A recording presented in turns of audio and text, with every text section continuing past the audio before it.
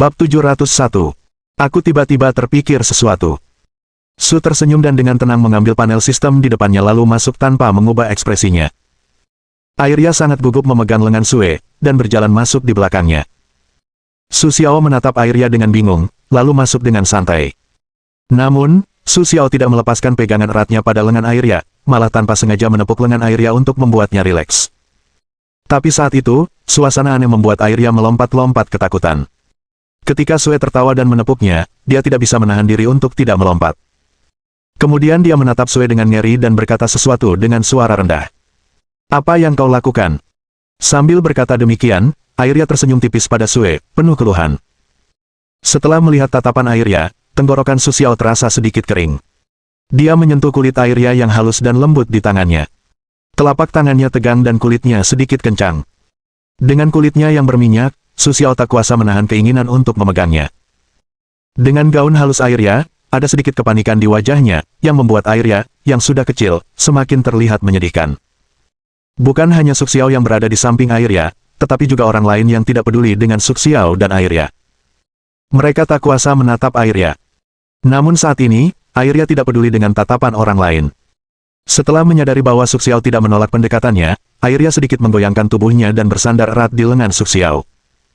Meskipun Airya tidak memperhatikan tatapan orang lain, Su Xiao, sebagai seorang pria, tentu tahu betapa menawan dan berbahayanya Airya.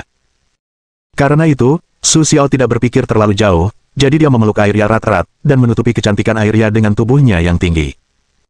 Pria-pria lain yang menginginkan Airya tak kuasa menatap Su Xiao dengan tatapan berbahaya setelah melihat tindakan Su Xiao. Mereka tak bisa menahan senyum sinis di sudut mulut mereka. Beberapa dari mereka terus-menerus memperhatikan Roshi. Sepertinya mereka tidak melihat tindakan Su Xiao dan Airya. Mereka selalu fokus untuk maju. Setelah memperhatikan tatapan dan tindakan orang-orang ini, Su Xiao masih merasa sedikit penasaran, tetapi dia tidak bertanya langsung, dan tidak memberitahu siapapun apa yang dia temukan, bahkan Airya. Su Xiao selalu mengamati situasi di sekitarnya dengan cermat, dan mencatat jalan ke depan dengan hati-hati. Dan Roshi tidak membawa mereka kemanapun. Setelah memasuki bangunan kecil itu, dia hanya berjalan melalui koridor yang agak remang-remang, lalu membawa rombongan ke aula yang agak luas. Ada lampu pijar terang di koridor dari waktu ke waktu. Tampaknya tidak begitu remang-remang. Dibandingkan dengan aula ini, tampaknya sangat gelap. Seluruh aula tertutup rapat. Lampu pijar seperti bintang menerangi aula kecil ini seterang siang hari. Dindingnya halus dan berwarna putih pucat. Di bawah pantulan dinding, cahaya aula tidak pernah terputus. Dan ada beberapa meja di aula, di mana beberapa benda yang tidak diketahui diletakkan. Di bawah cahaya, beberapa cahaya aneh terpantul. Saat melihat benda-benda ini, Su Xiao hanya sedikit terkejut, tetapi tidak ada perasaan yang salah. Di wajah pucat pria yang sebelumnya fokus di depan, saat melihat benda-benda itu, seluruh tubuh mereka sedikit gemetar, dengan sedikit rona merah karena kegembiraan di wajah mereka. Di bawah cahaya beberapa lampu aneh itu terasa lebih aneh lagi. Setelah masuk, Su Xiao mengamati lingkungan sekitar dan memperhatikan ekspresi orang-orang ini. Su Xiao terkejut menemukan bahwa semua orang yang datang ke sini tampaknya tahu persis di mana tempat ini, kecuali dia dan Airya. Dan ketika mereka melihat semua benda ini, mereka sangat cemas. Sebagian dari mereka bersemangat, sebagian lagi terus-menerus memperhatikan benda-benda itu, seolah-olah sedang mengevaluasi nilainya, sementara yang lain memandang benda-benda itu dengan antusias, seolah-olah itulah yang selama ini mereka kejar. Saat ini, Airya juga perlahan-lahan merasa lebih tenang, setidaknya tidak lagi gugup berbaring di pelukan Su Xiao, tetapi sedikit penasaran melihat kemana, dia tidak memperhatikan gerakan orang-orang itu, tetapi sedikit bingung, menarik lengan Su Xiao, dan bertanya dengan lantang. "Tuan Su, apakah Anda tahu apa itu?" Airya telah berbicara kepada Su Xiao dengan volume suara paling rendah, tetapi dalam lingkungan yang sangat terbuka dan tenang ini, suara rendah Airya secara alami terdengar sangat keras, yang membuat sebagian besar orang mengalihkan pandangan mereka ke Su Xiao dan Airya. Roshi juga salah satu yang memperhatikan mereka, dan ketika dia melihat Su Xiao tersenyum dan Airya, mulut Roshi menunjukkan senyum tipis, lalu berkata dengan sedikit permintaan maaf. "Oh, maaf, saya lupa ada 2 tamu baru hari ini." Setelah tersenyum pada Sue dengan senyum yang tak terlukiskan, Roshi memberi Sue dan Airya senyum sedikit meminta maaf, lalu menjelaskan kepada mereka. Sebenarnya, hari ini adalah pertemuan pertukaran batu permata. Semua barang ini adalah harta karun yang tidak akan beredar di pasaran. Semuanya baru ditambang dan belum diolah. Apa yang bisa dilihat di sini juga penuh dengan hal-hal luar biasa. Meskipun mungkin nama dan kegunaannya tidak diketahui, agar orang-orang tahu bahwa barang-barang ini pernah ada, jadi kami mengadakan pertemuan pertukaran kecil ini agar orang-orang dapat melihat permata yang belum diproses ini. Rossi berkata di sini, jeda sejenak, lalu terpesona melihat benda-benda ini, dan kemudian, dengan sedikit kesedihan dan keputusasaan, melanjutkan. Meskipun mungkin tidak diukir, untuk menyaksikan jejak permata-permata indah ini, mari kita adakan upacara peringatan terakhir. Rossi berkata ke depan dengan sedikit geram, lalu berbalik, menatap mereka dan berkata dengan lantang. Apakah kalian ingin menyaksikan keberadaan sunyi ini bersamaku? Setelah Luosi selesai berbicara, dia segera menatap semua orang yang hadir, sehingga suasana hati mereka tiba-tiba terinspirasi oleh ucapan Luosi. Ya, tentu saja. Luosi, dalam respons keras terhadap kata-kata Rossi, bahkan yang di samping juga sedikit panik, juga tidak bisa menahan rasa marah. Su Xiao secara alami ikut berteriak bersama semua orang, tetapi Su Xiao hanya marah dengan emosi mereka, tetapi dia sangat tenang melihat situasi di sini, karena Su Xiao menemukan bahwa ada sesuatu yang sedikit salah, tetapi dia tidak bisa mengatakan apa yang salah. Karena semuanya di sini tampak begitu masuk akal, tetapi Su Xiao masih merasa ada sesuatu yang tidak beres. Tetapi Su Xiao tidak langsung mengungkapkan perasaannya, melainkan memulai upacara peringatan yang membosankan ini bersama publik. Ini benar-benar upacara peringatan yang membosankan, karena, setelah membangkitkan emosi orang-orang, Rossi tidak mengatakan apapun, tetapi diam-diam menatap kotak-kotak kecil yang penuh kesedihan itu. Dalam suasana seperti itu, Su Xiao juga perlahan masuk. Setelah Su Xiao masuk, dia menemukan bahwa ada 4 kotak kecil di dalamnya, yang menandai fungsi spesifik setiap permata dan proses penemuannya. Setiap permata memiliki gaya dan kilau yang unik. Bahkan Su Xiao tidak dapat mengidentifikasi semua permata tersebut. Karena Su Xiao memahami tempat-tempat ini, dia merasakan empati terhadap kata-kata Luosi. Tetapi dari tugas sistem, Su Xiao tahu bahwa pasti ada permata di dalamnya, yaitu fragmen morakot yang dibutuhkan oleh sistem, tetapi Su Xiao tidak tahu tujuannya. Jadi, Su Xiao berjalan di samping mereka dalam diam, dan dengan langkah kerumunan, dia perlahan mengamati permata-permata itu, dan Su Xiao juga memiliki perasaan yang tak dapat dijelaskan terhadap permata-permata itu, sama seperti Su Xiao dapat memahami situasi dan pengalaman mereka. Su Xiao sedikit sedih. Ketika dia melihat permata itu lagi, dia menjadi sedikit terkejut. Napas Su Xiao juga menjadi sedikit pendek dan gugup. Untungnya, sebagian besar orang sangat diam dan sedih saat ini, dan reaksi Su Xiao tidak tampak begitu aneh di antara orang-orang ini. Alasan mengapa Su Xiao bereaksi seperti itu adalah karena sistem di dalam hati Su Xiao tiba-tiba bergetar tanpa alasan yang jelas, yang membuat Su Xiao harus memperhatikan permata gelap di depannya. Orang-orang yang menyadari perubahan Su Xiao hanyalah Airya, yang selalu berada di dekat Su Xiao, dan Luoxi, yang selama ini memperhatikan Su Xiao seolah-olah tidak terjadi apa-apa. Mendengar napas Su Xiao yang tersengal-sengal, Airya menatap Su Xiao dengan aneh, lalu menyentuh lengannya, yang membuat Su Xiao tersadar dari lamunannya. Setelah merasakan sentuhan Airya, Su Xiao kembali sadar. Dan reaksi pertama Su Xiao setelah kembali sadar adalah menatap Roxy dengan gugup, yang kebetulan juga melihat Roxy menatapnya dengan aneh. Bab 702. Hal ini membuat Su Esmail merasakan sedikit rasa tidak senang dan gembira di hatinya. Kemudian Su Esmail sedikit menundukkan kepalanya, tersenyum pada Aya, dan menenangkan suasana hati Aya. Setelah itu, Su Xiao berpura-pura sangat tenang dan melihat kotak kecil di depannya. Meskipun tidak ada yang aneh di wajah Su Xiao, matanya tak bisa lepas dari kotak kecil itu. Karena itu adalah sejenis permata yang sangat dibutuhkan Su Xiao, tetapi Su Xiao tidak tahu bagaimana mendapatkannya. Permata di dalam kotak kecil di depan mata Su Xiao adalah permata yang dibutuhkan Su Xiao untuk mendapatkan 100 juta poin pengetahuan sekaligus.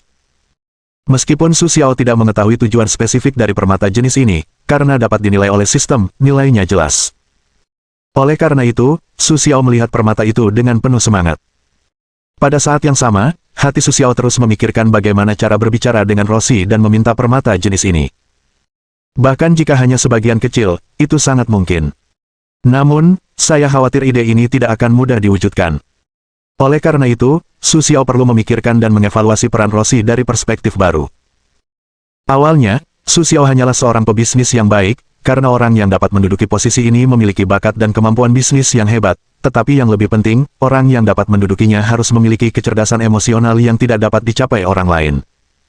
Jadi, inilah yang dikhawatirkan Su Xiao.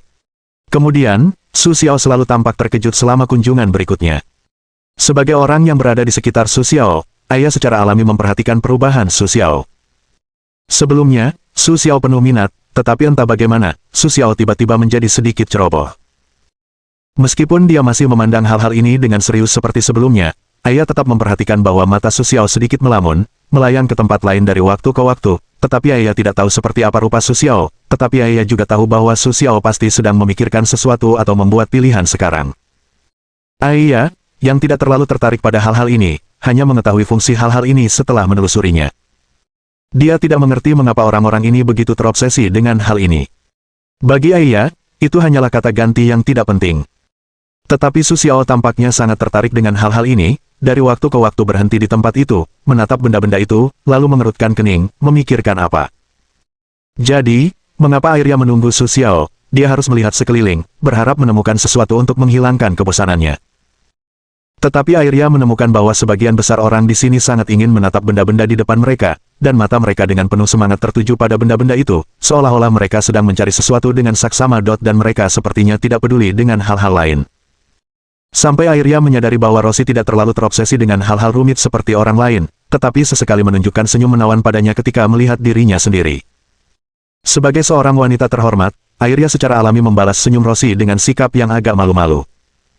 Dengan cara ini, Arya dan Rosie berkomunikasi satu sama lain melalui keramaian, mengandalkan ekspresi mereka.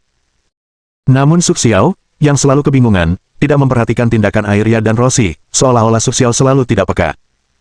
Hingga akhir pameran, Su Xiao masih sedikit acuh tak acuh.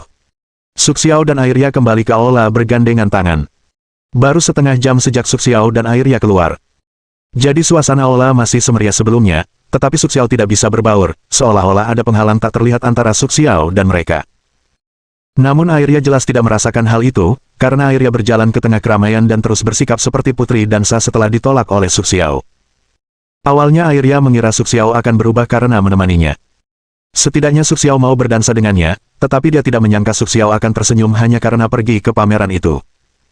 Bagi Arya, itu hanyalah pameran biasa, tetapi dia tidak menyangka Su Xiao akan semakin tergila-gila padanya. Sebagai warga asli Tionghoa Amerika, Arya tidak ingin menghabiskan begitu banyak usaha untuk Su Xiao. Lagi pula, dia tidak kekurangan pasangan dansa. Dia hanya memiliki perasaan yang berbeda terhadap Su Xiao. Tanpa diduga, Su Xiao menolaknya berulang kali karena dia tidak menghormatinya. Karena itu, Arya sedikit marah di tengah lantai dansa. Su Xiao tidak tahu bahwa Arya akan menjadi seperti ini karena dirinya. Dia masih memikirkan apa yang dilihatnya sebelumnya. Pada saat yang sama, pikiran Su Xiao terus memikirkan bagaimana cara mendapatkan permata seperti ini di tangannya. Setelah perhitungan yang cermat di otak Su Xiao, mudah untuk mendapatkan hasil yang paling diinginkannya. Oleh karena itu, Su Xiao menjadi sedikit lemah, sedikit bersemangat dan gembira. Su Xiao berada dalam keadaan seperti itu sehingga dia tidak pulih dari lamunannya sampai Luoxi datang. Sepertinya kau telah menyinggung Nona Aya. Suara Rosie yang sedikit memikat tiba-tiba terdengar di telinga Su Xiao, yang membuat Su Xiao harus tersadar dari lamunannya. Apa? Sebelum Su Xiao, dia masih linglung, jadi dia tidak mendengar Roxy dengan jelas. Jadi dia menatap Roxy dan tidak mengerti apa yang baru saja dikatakannya. Roxy tidak peduli dengan senyum Sue yang linglung, tetapi tetap mempertahankan senyum sempurna dan sedikit mengangkat dagunya ke arah Sue. Setelah Su Xiao melihat ke arah isyarat Roxy, dia melihat Aya bergoyang di tengah lantai dansa dalam keadaan yang sama sekali berbeda. Jika Anda mengatakan bahwa gerakan tari Arya sebelumnya seperti peri, maka Arya sekarang juga merupakan penyihir seksi dan menawan. Tubuh mungil namun berisi itu sangat menggoda dalam goyangan yang diilhami oleh Arya. Ya, itu menggoda, semacam daya tarik yang membuat orang tak bisa menahan diri untuk tidak terpukau. Sebagian besar pria di tempat kejadian tak bisa menahan diri untuk terpesona oleh penampilan Arya. Awalnya, pria memang terobsesi dengan hal-hal yang mungil, tetapi jika hal kecil di atas itu, ada hal yang paling memuaskan bagi mereka. Wajah bayi dan payudara besar, itulah yang didambakan setiap pria. Meskipun Dewi seksi juga bagus, di depan kecantikan mungil yang seksi, itu tampak sedikit tak terlihat. Oleh karena itu, para pria yang hadir pada dasarnya tertarik oleh setiap gerakan Arya. Saat ini, Arya berada dalam keadaan tergila-gila dan tidak peduli dengan tatapan para pria. Bahkan jika Arya menyadarinya, dia tidak akan terlalu mempedulikannya dengan karakternya. Jadi, Arya lebih menawan dan seksi saat dia berayun. Su Xiao sedikit mengerutkan kening setelah melihat keadaan Arya, tetapi segera dia tidak mempedulikannya. Lagi pula, dia tidak mengenal Arya dengan baik, dan mereka hanyalah orang asing. Oleh karena itu, Su Xiao tentu saja tidak berhak mempertanyakan latihan Arya. Terlebih lagi, Su Xiao juga sangat jelas bahwa ini adalah kampung halaman Arya. Dia pasti tahu bagaimana menyelesaikan situasi ini. Bukan hal yang mustahil bagi Su Xiao bahwa Airya sangat familiar dengan situasi seperti itu. Setelah tarian yang penuh gairah, gaun kasual Airya tidak pernah berubah. Dia masih berdiri di sana dengan anggun, dengan bibir merahnya yang indah, menyesap seteguk anggur merah darah, lalu pergi. Pada saat yang lain bereaksi, Airya telah menghilang ke dalam aula. Seolah-olah apa yang baru saja mereka lihat adalah hantu palsu. Setelah melihat Airya pergi, Su Xiao tidak lagi berhubungan dengan Airya. Lagi pula, dia memiliki hal-hal yang lebih penting untuk diurus, jadi Su Xiao berkonsentrasi pada Luoxi. Aku tidak menyangka Nona Airya masih terlihat seperti ini. Roshi tak kuasa menahan desahan. Lalu ia menatap Sue dengan senyum bingung dan bertanya, Sue, bukankah menurutmu kecantikan seperti Elia sangat cantik? Ketika Roshi melihat sikap Su Xiao yang acuh tak acuh terhadap Airya, ia merasa sedikit aneh. Kau tahu Su Xiao adalah orang Tionghoa. Bukankah Airya adalah kecantikan oriental yang paling dikagumi Su Xiao? Bukankah Su Xiao menyukai kecantikan oriental? Airya cantik, tapi dia bukan yang kubutuhkan. Su Xiao mendengar pertanyaan Luoxi, dan langsung menjawab dengan singkat. Su Xiao acuh tak acuh terhadap Airya, seperti yang ditebak Luoxi. Karena itu, Su Xiao secara alami tidak terlalu memperhatikan Airya. Jika ia harus peduli, Su Xiao lebih rela mencurahkan energinya untuk Luoxi. Setidaknya Roshi bisa memberikan Su Xiao apa yang dibutuhkannya, dan Airya hanyalah hiasan yang bisa diapresiasi. Karena itu, meskipun Su Xiao juga menghargai Airya, dia tidak akan terlalu mencurahkan energinya padanya. Bab 703. Sue, sepertinya kau masih bingung seperti yang kubayangkan. Ketika Roshi mendengar jawaban Su Xiao, dia menggelengkan kepalanya dan berkata, sepertinya Su Xiao juga tipe orang yang terobsesi dengan latihan. Kalau tidak, bagaimana mungkin Su Xiao tidak tertarik pada hal yang begitu indah? Roshi tidak bisa menahan diri untuk tidak kehilangan ketertarikannya pada Su Xiao. Dia tidak ingin berteman dengan orang gila yang hanya berlatih. Tidak. Hanya saja mata penghargaanku tertuju pada orang-orang yang kusayangi, dan tentu saja aku tidak punya semangat ekstra untuk diberikan kepada orang lain. Su Xiao juga mendengar kekecewaan dalam kata-kata Roshi, tetapi dia tidak mengubah caranya. Sebaliknya, dia menjelaskan alasan mengapa dia ingin melakukannya. Siapa yang kau sayangi? Setelah mendengar kata-kata Su Xiao, Luoxi menatap Su Xiao dengan heran. Sulit dipercaya bahwa Su Xiao bahkan memiliki seseorang yang menyayanginya. Kau tahu, sangat sulit bagi praktisi untuk menemukan pasangan, dan bahkan jika mereka punya pacar, sulit untuk bertahan sampai akhir. Karena itu, Luoxi bersikap skeptis terhadap orang yang disebut Su Xiao. Ya, pasanganku. Su Xiao juga menyadari kecurigaan Roshi, jadi, Su Xiao juga menjelaskan sesuatu kepada Roshi. Sepertinya kau pasti akan bertemu dengan seseorang yang luar biasa. Ketika Roshi mendengar nada lembut Su Xiao, dia tidak bisa menahan diri untuk membayangkan bagaimana rasanya menjadi pasangan Su Xiao. Pasti orang yang sangat cantik, kalau tidak, bagaimana mungkin kau memilih Su Xiao? Tentu saja. Su Xiao mendengar kata-kata kekaguman Roshi yang sedikit, lalu berkata dengan sedikit senang. Su Xiao tampaknya sangat berguna untuk kekaguman Roshi, jadi Su Xiao tentu saja tidak menyembunyikan apapun. Setelah mendengar kata-kata Su Xiao, Luoxi menatap Su Xiao dengan marah. Kemudian dia berpikir bahwa Su Xiao, sebagai orang Oriental, memiliki pendidikan Oriental. Artinya, Su Xiao hanya bisa hidup dengan orang seperti itu. Aku tak bisa menahan diri untuk tidak merasa senang melihat kesialan Luoxi. Tapi Su Xiao tentu saja tidak tahu apa yang dipikirkan Luoxi. Dia hanya melihat senyum di sudut mulut Luoxi dan ingin bertanya pada Luoxi dengan hati-hati. Roshi, apakah batu-batu itu tidak dijual? Setelah ragu sejenak, Su Xiao memutuskan untuk mengatakan apa yang dipikirkannya kepada Roxi. Lagi pula, Su Xiao cukup cerdas dan tidak bisa dibandingkan dengan orang yang mengendalikan sebuah organisasi. Karena itu, Su Xiao tentu saja tidak ingin mempermalukan dirinya sendiri. Permata mana yang ingin kau beli? Setelah mendengar kata-kata Su Xiao, Luoxi segera mengerti maksud Su Xiao. Karena itu, Luoxi menatap Su Xiao dengan sedikit bingung, karena jika ingin tahu permata mana yang telah ditinggalkan, tentu saja permata itu tidak memiliki nilai. Bagaimana Su Xiao ingin membelinya? Ya, kurasa permata ini punya nilai penelitian, jadi aku ingin mempelajarinya dulu. Su Xiao tidak menyebutkan tujuan pembeliannya. Sebaliknya, dia mengungkapkannya dengan cara lain dan mengatakan tujuan sebenarnya. Kemudian dia menatap Roxi dengan gugup, bertanya-tanya apakah Roxi akan menerima pendapatnya. Penelitian. Setelah mendengar kata-kata Su Xiao, Luoxi menatap Su Xiao dengan sedikit curiga, karena alasan Su Xiao tampaknya sangat masuk akal, tetapi Luoxi masih meragukan niat Su Xiao. Untuk mengetahui ide Su Xiao, itu tidak akan sesederhana penelitian. Karena itu, Luosi tentu saja tidak ingin begitu saja menyerahkan permata itu. Aku khawatir tidak. Lagi pula, permata ini dikontrol ketat dan tidak dapat dijual sesuka hati. Jadi, Luoxi menatap Su Xiao dengan sedikit meminta maaf, dan alasannya masih begitu masuk akal, tetapi Su Xiao mendengar makna lain dari kata-kata Luoxi, dan tidak dapat menjualnya sesuka hati, yaitu, ada cara lain untuk menjualnya. Su Xiao merasa sedikit bingung dengan ucapan Luoxi, tetapi Su Xiao bukanlah ahli negosiasi, jadi dia tidak punya apa-apa untuk dikatakan kepada Luoxi berdua. Yah, sayang sekali. Begitu kata Su Xiao dengan sedikit penyesalan, sepertinya Su Xiao sangat tidak puas karena tidak bisa mempelajari hal-hal ini. Su Xiao juga melirik Roshi dengan bingung dan menyesal, sepertinya dia agak cemberut dan pergi ke samping, mengabaikan Roshi.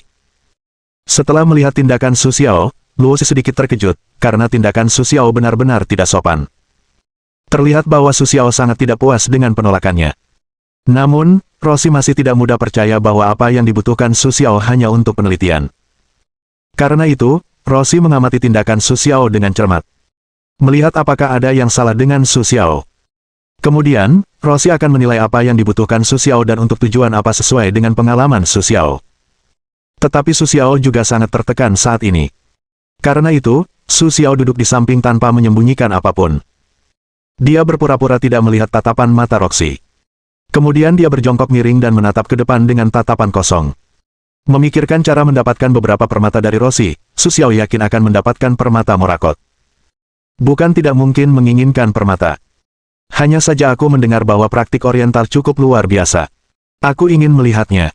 Aku tidak tahu apakah itu boleh. Sementara Su Xiao bermeditasi mencari cara, Luoxi secara alami mengirim seseorang untuk menanyakan kabar. Setelah mengetahui bahwa tujuan Su Xiao adalah Elia, dia tidak terlalu ragu tentang Su Xiao, jadi dia datang dan bertanya kepada Su Xiao dengan ragu-ragu. Gongfa, apakah kamu tidak punya cara untuk berlatih? Melihat Luoxi datang, Su Xiao segera tahu bahwa ada ruang untuk diskusi tentang masalah ini. Namun, kata-kata Luoxi juga membuat Su Xiao bertanya dengan sedikit ragu. Tentu saja ada. Aku hanya ingin mengembangkan kekuatanku dan menghindari kelemahanku. Metode latihan hari ini tidak cocok untukku. Luoxi berkata sambil tersenyum lebar kepada Su. Baginya yang telah berada di tempat yang sama selama lebih dari 10 tahun, tugas paling mendesak sekarang adalah menemukan cara untuk meningkatkan kultivasinya lebih jauh. Maksudmu, kau hanya ingin meningkatkan kultivasimu. Su Xiao langsung mengerti maksud Roshi dan bertanya balik. Bisa juga dikatakan bahwa selama kau punya cara untuk meningkatkan kultivasiku selangkah lebih dekat, keempat batu berharga itu bisa kuberikan padamu. Mendengar ucapan Su Xiao, Roshi langsung berkata. Tidak masalah. Hanya selangkah lebih maju. Mudah. Su tertawa mendengar kata-kata Luoxi, segera tersenyum kepada Luoxi, lalu berkata perlahan. Serius, apakah kau benar-benar punya cara? Su Xiao langsung setuju, tetapi itu juga membuat Luoxi sedikit curiga. Bagaimanapun, tidak mudah baginya untuk meningkatkan kultivasinya lebih jauh di alam bintang. Kau tahu, ada banyak praktisi yang tertidur selama beberapa dekade di tahap ini, dan masih banyak lagi yang tidak bisa melewatinya.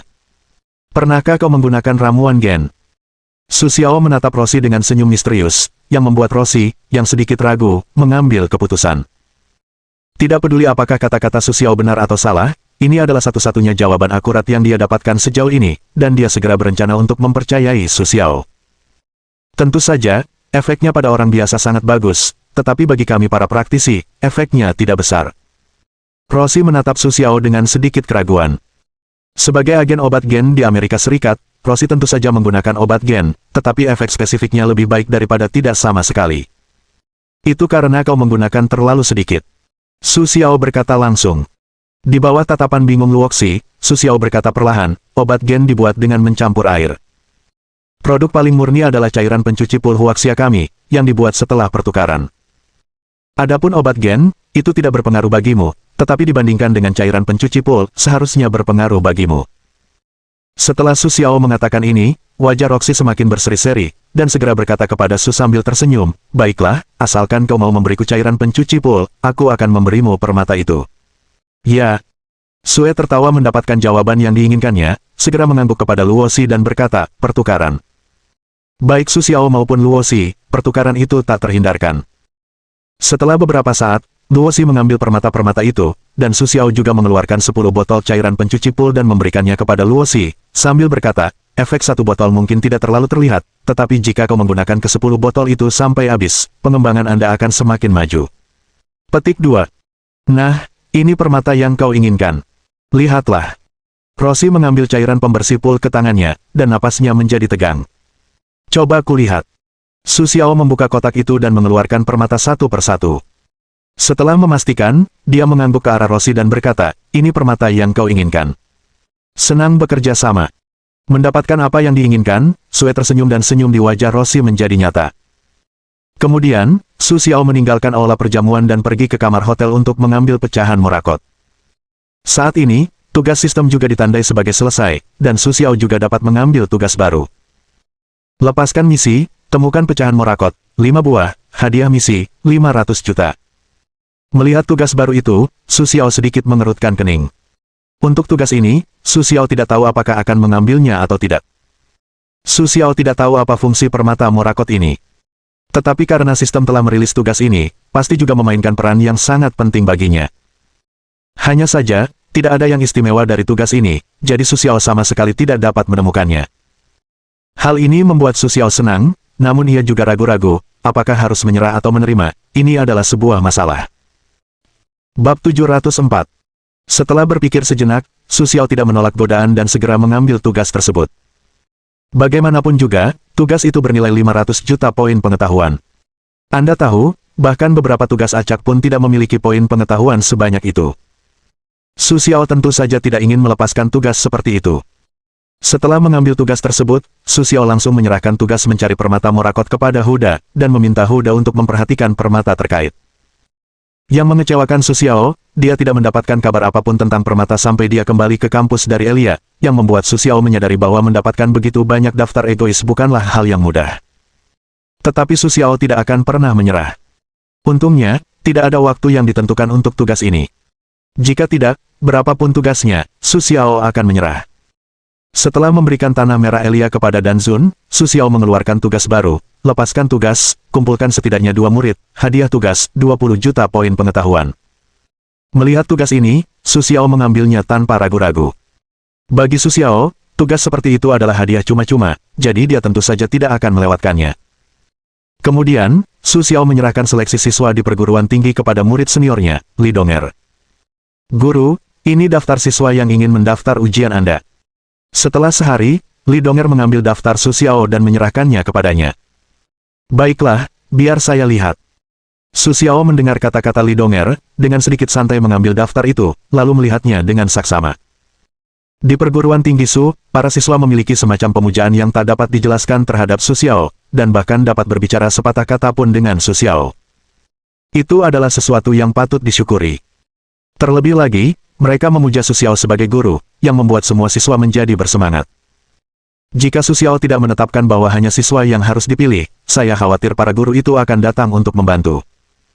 Oleh karena itu, setelah dipilih oleh Huda, Li Donger, dan yang lainnya, lebih dari 20 orang akhirnya memenuhi persyaratan mereka. Data semacam ini di luar dugaan Su Xiao. Lagi pula, Su Xiao hanya menerima 2 siswa. Jika begitu banyak orang ingin berpartisipasi, kemungkinan diterima akan sangat berkurang. Dan Su Xiao hanya ingin merekrut 2 orang, jadi untuk orang-orang ini, Su Xiao juga merasa tidak berdaya. Begitu banyak. Su Xiao masih tersenyum, namun tak kuasa menahan diri untuk bertanya. Hanya saja, jumlah orangnya terlalu banyak. Kau tahu, tahun lalu, Su Xiao ingin merekrut salah satu muridnya, tetapi dia tidak menyangka hanya Li Donger yang diterima. Karena itu, Su Xiao berencana hanya merekrut 2 orang tahun ini. Tapi dia tidak menyangka jumlah siswa yang mendaftar ujian Su Xiao tahun ini tiba-tiba meningkat begitu banyak. Ya, guru, saya sudah menyeleksi mereka. Hampir ada 100 orang yang ingin melamar menjadi murid Anda, tetapi saya telah memilih beberapa di antaranya. Mereka lebih sesuai dengan standar Anda. Sisanya dipilih secara ketat sesuai dengan standar Anda. Li Donger juga tahu bahwa ada banyak orang dalam daftar ini, tetapi Li Donger tidak tahu bagaimana cara terus menyeleksi mereka. Dibandingkan dengan orang-orang ini, dia tidak bisa menyeleksi mereka sesuka hati. Oleh karena itu, Li Donger harus membandingkan mereka satu persatu sesuai dengan standar yang diberikan oleh Su Xiao. Selama mereka tidak memenuhi persyaratan, Li Donger akan menyingkirkan orang-orang tersebut. Tetapi yang tidak diduga Li Donger adalah bahwa setelah seleksi ketat, tidak banyak orang yang memenuhi standar Su Xiao. Oleh karena itu, Li Donger harus menuliskan daftar orang-orang ini kepada Su Xiao. Baiklah, coba saya lihat. Su Xiao melirik Li Donger yang sedikit cemas. Ia tak kuasa menahan kerutan di dahinya dan berkata, jika Su Xiao memeriksa begitu banyak orang, berapa lama waktu yang dibutuhkan? Sungguh suatu keterlambatan. Meskipun Su Xiao tidak perlu sesibuk sebelumnya, ia tetap enggan membuang waktunya untuk itu. Oleh karena itu, ketika ia berencana untuk melanjutkan, ia akan melakukan penyaringan terlebih dahulu. Tuan, saya telah mengirimkan informasi detail mereka ke email Anda. Anda dapat merujuknya terlebih dahulu. Ketika Li Donger melihat kekhawatiran Su Xiao, ia berkata dengan sedikit ramah. Melihat sikap Su Xiao, Li Donger tahu bahwa Su Xiao pasti sedang melakukan penyaringan. Oleh karena itu, Li Donger telah mengirim email sebelum ia datang ke sini, yang juga dapat memudahkan Su Xiao untuk memahami orang-orang ini secara lebih detail. Lagi pula, apa yang ia tulis di selembar kertas itu hanyalah informasi sederhana, jadi ia sama sekali tidak dapat melihat level para siswa ini. Baiklah, saya mengerti. Su Xiao sedikit terkejut ketika mendengar kata-kata Li Donger. Yang tidak diduga Su Xiao adalah bahwa Li Donger mampu memikirkan langkah ini. Awalnya, Su Xiao berencana meminta informasi kepada Li Donger, tetapi Li Donger sudah melakukannya. Jadi pekerjaan Su Xiao bisa lebih mudah. Karena itu, Su Xiao lebih menghargai Li Donger. Kesan baik terhadap Li Donger juga sedikit meningkatkan kepercayaan diri Su Xiao. Kalau begitu, aku akan keluar dulu. Li Donger memberi isyarat kecil kepada Su Xiao. Setelah melihat Su Xiao mengangguk, Li Donger keluar dari kantor Su Xiao. Saat keluar dari kantor, Li Donger tidak langsung pergi. Sebaliknya, ia mengambil posisi asisten Su Xiao dan mulai membantu Su Xiao menyortir dokumen. Xiao Liu sudah pergi kemarin, dan asisten Su Xiao tidak dapat menemukan Su Xiao yang memuaskan selama 1,5 waktu. Karena itu, Huda meminta semua guru di sini untuk membantu Su Xiao menyortir dokumen-dokumen tersebut. Dengan kata lain, para guru ini adalah asisten Su Xiao. Su Xiao juga berpikir itu adalah hal yang baik. Lagi pula, dengan pekerjaannya, memang tidak ada tempat di mana asisten diperlukan. Oleh karena itu, Su Xiao tidak keberatan. Setelah mendengar perintah dari Huda dan Su Xiao, Li Donger juga melamar kepada Su Xiao dan Huda untuk menjadi asisten sementara Su Xiao. Artinya, ketika Li Donger senggang, dia datang ke Su Xiao untuk bekerja sebagai asisten paruh waktu. Dan Su Xiao dan Huda tidak menolak usulan Li Donger setelah pertimbangan sederhana. Oleh karena itu, Li Donger sekarang setara dengan asisten Su Xiao, tetapi Li Donger adalah pekerja paruh waktu, tidak seperti Xiao Liu, yang selalu berada di sisi Su Xiao. Bahkan, asisten sebelum Su Xiao, Xiao Liu, pun tidak selalu bisa mengikuti Su Xiao. Xiao Liu sebagian besar tinggal di dekat kantor Su Xiao. Karena Su Xiao menghabiskan sebagian besar waktunya di tempat lain, dan dia tidak menghabiskan banyak waktu di kantor seperti yang dia kira. Inilah juga alasan mengapa Xiao Liu mengundurkan diri. Setelah Li Donger pergi, Su Xiao meneliti informasi para siswa dengan saksama. Setelah membacanya, Su Xiao juga mengerti mengapa Li Donger memberinya begitu banyak daftar. Para siswa ini benar-benar luar biasa. Dalam arti tertentu, mereka semua memenuhi kriteria Su Xiao dalam memilih siswa. Kriteria Su Xiao dalam memilih muridnya tidak lebih dari 3 poin, nilai bagus, dasar latihan yang kuat, dan dasar bela diri tertentu. Poin ketiga adalah kemampuan untuk belajar sendiri. Sebenarnya, 3 poin Su Xiao tidak terlalu ketat. Pada dasarnya, orang yang ingin melanjutkan studi mereka dapat memenuhi poin-poin ini. Dengan popularitas Su Xiao, daya tarik guru seperti ini yang dapat dianggap memiliki potensi luar biasa bagi para siswa ini sangat besar. Anda tahu, sebagian besar master yang dapat mencapai prestasi seperti Su Xiao sudah menjadi leluhur klan. Pada dasarnya, mereka tidak lagi merekrut murid. Bahkan jika mereka melakukannya, mereka juga murid mereka sendiri. Oleh karena itu, merupakan kejutan besar bagi para siswa ini untuk menemukan Su Xiao, seorang master kuat yang masih dapat dihubungi. Sekalipun kemampuan mengajar Su Xiao tidak secemerlang prestasinya, mereka dapat membuat pilihan baru saat berlatih. Oleh karena itu, bagi sebagian besar siswa yang ingin melanjutkan studi, Su Xiao adalah pilihan terbaik.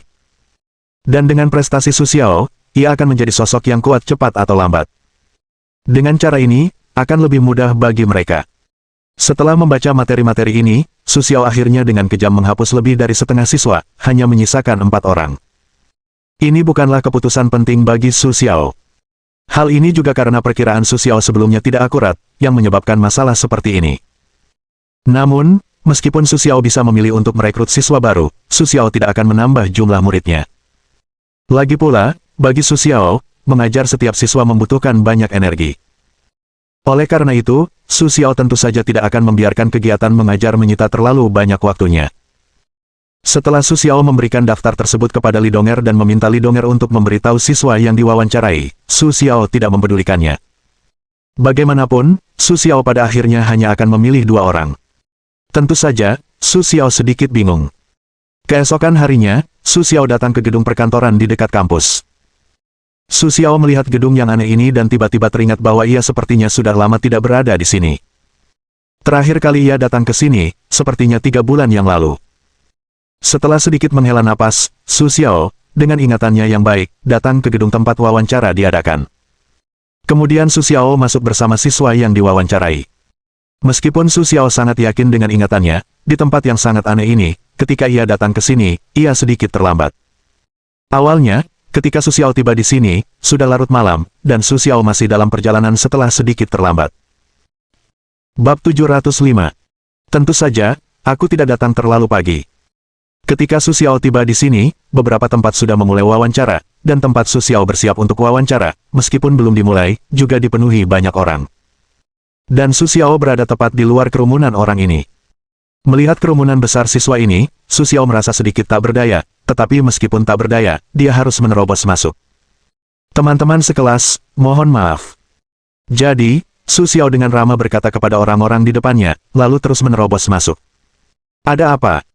Ketika Su Xiao menerobos masuk, terkadang dia akan menerobos orang lain dengan sembarangan, dan beberapa orang tidak mau, tetapi mereka tidak ingin membuat banyak kebisingan di sini, jadi mereka harus bergumam beberapa kata dengan suara rendah.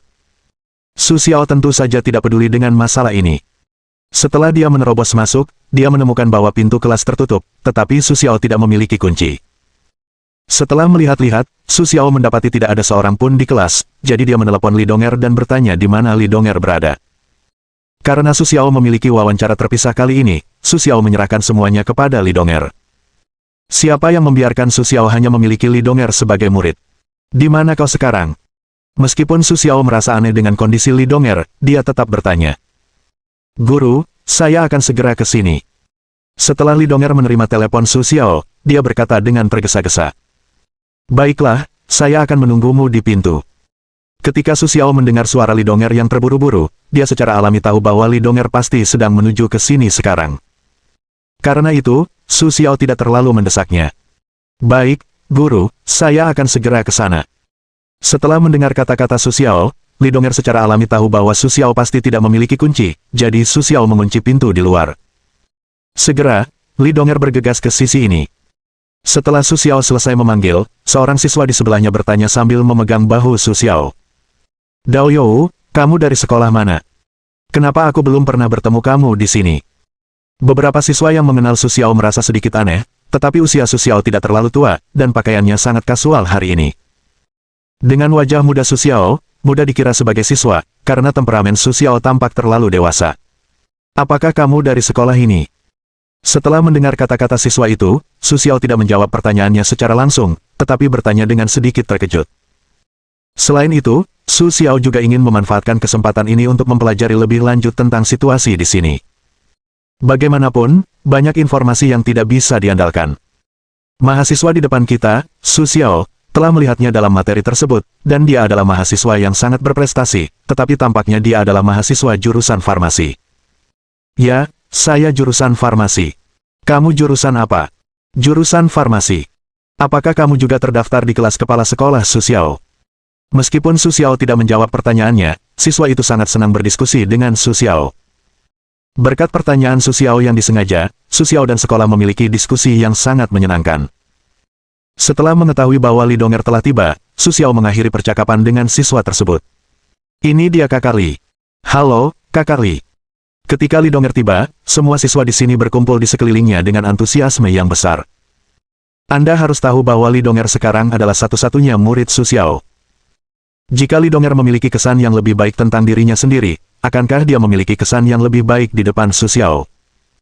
Jadi, dengan psikologi semacam ini, sebagian besar siswa dikelilingi, membuat Li Donger tidak bisa bergerak.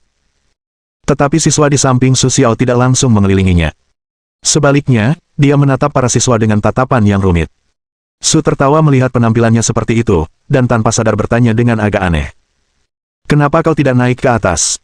Kau tidak naik ke atas. Nada suara orang itu sedikit kasar, lalu setelah berbicara, ia menyadari nadanya sedikit salah, dan dengan cepat tersenyum meminta maaf, kemudian menjelaskan.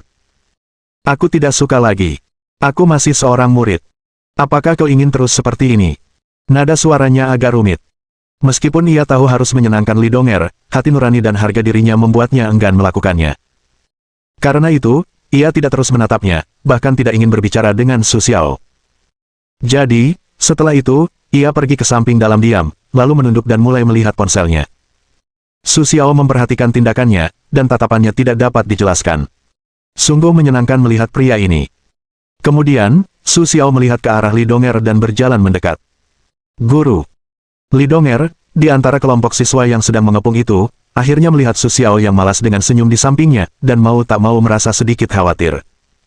Dia tidak ingin Su Xiao salah mengira dirinya sedang berkomunikasi dengan para siswa ini secara pribadi.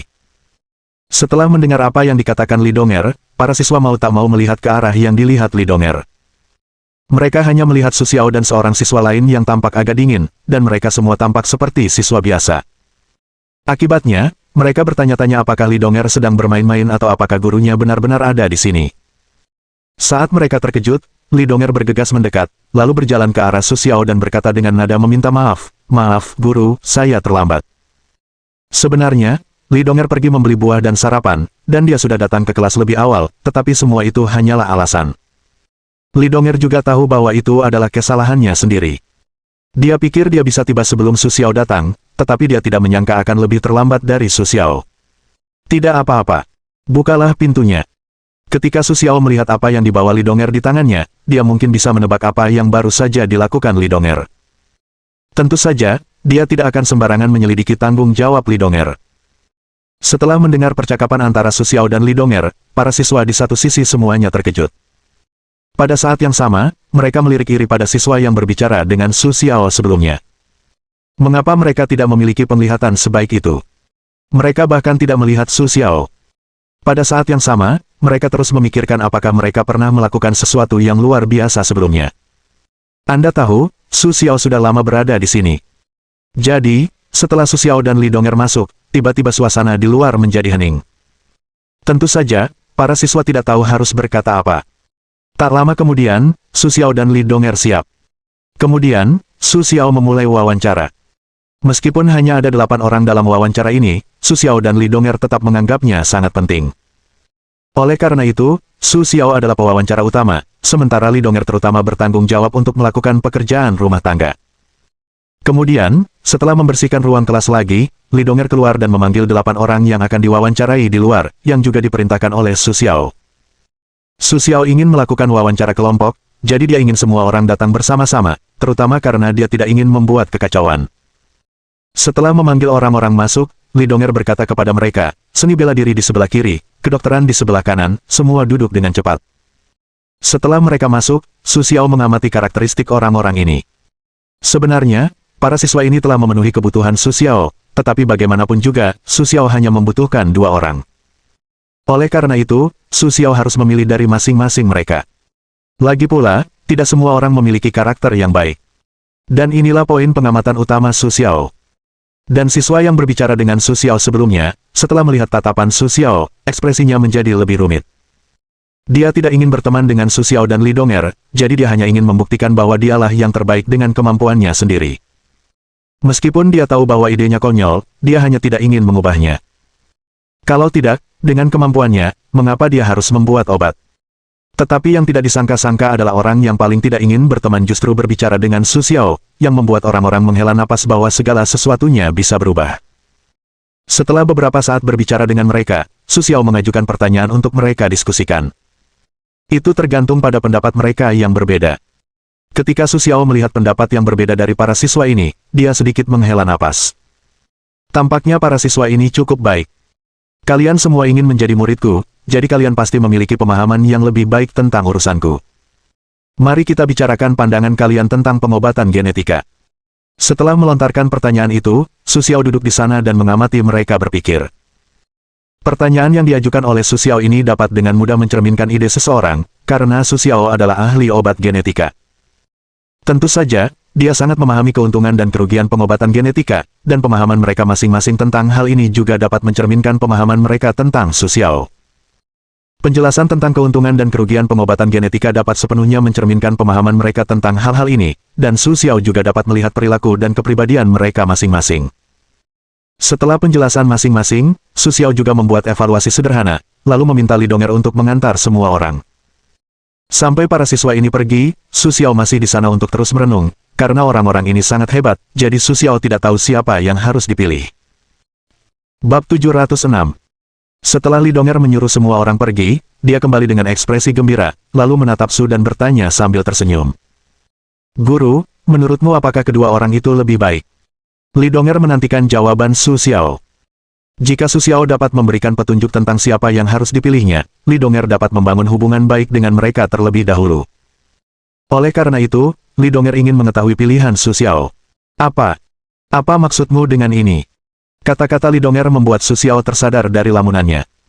Kemudian, Su Xiao menatap Li Donger dengan wajah bingung dan tidak begitu mengerti mengapa Li Donger begitu peduli dengan masalah ini.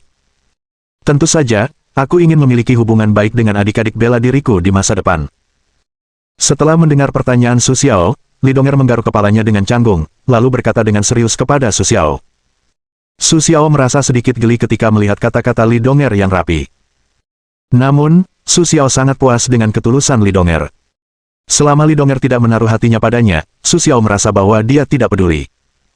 Oleh karena itu, sikap Su Xiao terhadap Li Donger cukup baik. Nah, menurutmu mana yang lebih baik? Su Xiao juga ingin mendengarkan pendapat Li Donger. Lagi pula, dia dan Li Donger mungkin memiliki pendapat yang berbeda.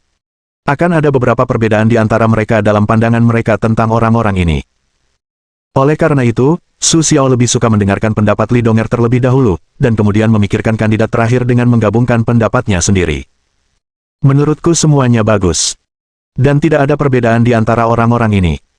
Pertanyaan Su Xiao membuat Li Donger sedikit terkejut, tetapi Li Donger berpikir sejenak sesuai dengan kata-katanya. Kemudian ketika dia benar-benar tidak dapat menentukan dua orang mana yang terbaik, dia harus mengatakan sesuatu yang asal-asalan kepada Su Xiao. Dan di dalam hati Li Donger, orang-orang ini benar-benar baik. Kau tahu, orang-orang ini semua dipilih dengan cermat oleh Li Donger. Tentu saja, Li Donger tidak akan memiliki prasangka apapun terhadap orang-orang ini. Setelah mendengar kata-kata Li Donger, Su Xiao menggelengkan kepalanya tanpa daya, lalu berkata kepada Li Donger. Lupakan saja, hanya dua orang ini. Su berkata sambil tersenyum, lalu menuliskan nama mereka secara terpisah. Hao Sue, Luo Chao. Li Donger melihat dua nama yang ditulis oleh Su Xiao. Dia segera menatap Su Xiao dan bertanya. Guru, mengapa ada dua orang ini? Li Donger cukup terkesan dengan kedua orang ini. Hao Sue bukan hanya gadis yang dingin, tetapi juga gadis bela diri. Dia selalu memasang wajah datar sepanjang hari. Namun, kemampuan bertarungnya memang yang terbaik di kelompok ini, tetapi karakternya sangat acuh tak acuh. Kecuali jika dia membicarakan bisnis atau kompetisi bela diri, Hao Sue cenderung diam sepanjang hari, dan dia juga terkenal di kampus sebagai gadis cantik yang dingin seperti gunung yang tak pernah bisa ditaklukkan. Orang lain, Luo Chao, tampaknya jauh lebih normal, tetapi dibandingkan dengan Hao Sue, Luo Chao adalah orang yang lebih normal. Karena Luo Chao keras kepala, dia tidak akan mengubah pilihannya untuk beberapa hal yang dia yakini. Bahkan jika dia menabrak tembok selatan, dia tidak akan berbalik. Sebaliknya, dia ingin mengubah pikirannya. Dia tidak akan menyerah sampai tembok selatan runtuh. Namun, untungnya, Luo Chao adalah seorang apoteker, dan semangatnya dalam membuat obat sangat berharga. Namun, dalam berurusan dengan orang lain, Luo Chao agak kurang berpengalaman. Awalnya, seorang pemuda yang lincah dan ceria, karena hal ini, berubah menjadi pecandu ramuan yang tidak dipedulikan siapapun. Meskipun kedua orang ini adalah yang terbaik di antara mereka, Li Donger tetap ingin memiliki dua adik seperguruan yang normal. Lagi pula, mereka harus mengurusnya sendiri. Karena itu, Li Donger jelas merasa pusing memikirkan kedua orang ini yang tampaknya sangat sulit diatur. Su Xiao melihat ekspresi Li Donger yang gelisah, tersenyum tipis, lalu berkata kepada Li Donger, meskipun mereka memiliki beberapa kekurangan dalam cara berurusan dengan orang lain, kekuatan dan kemampuan mereka yang sebenarnya jelas yang terbaik di antara mereka. Aku tidak ingin melepaskan dua anak didik yang baik seperti itu. Selain itu, mereka hanya keras kepala, tetapi sebenarnya mereka sangat mudah diajak bergaul. Su Xiao menjelaskan kepada Li Donger, lalu menghibur Li Donger. Ya, Kurasa mereka tidak mudah diajak bergaul. Meskipun Li Donger tidak ingin membantah keputusan Su Xiao, Li Donger tetap ingin mencoba. Mungkin Su Xiao tiba-tiba bersedia mendengarkan pendapatnya. Dan Li Donger benar-benar tidak ingin dikelilingi oleh orang-orang asing. Kau tahu, hanya sedikit orang di kantor Su Xiao yang bisa dianggap orang normal. Setiap kali Li Donger datang ke kantor, dia selalu mengumpulkan keberaniannya. Tapi Li Donger tidak ingin melepaskan kondisi yang baik di sini.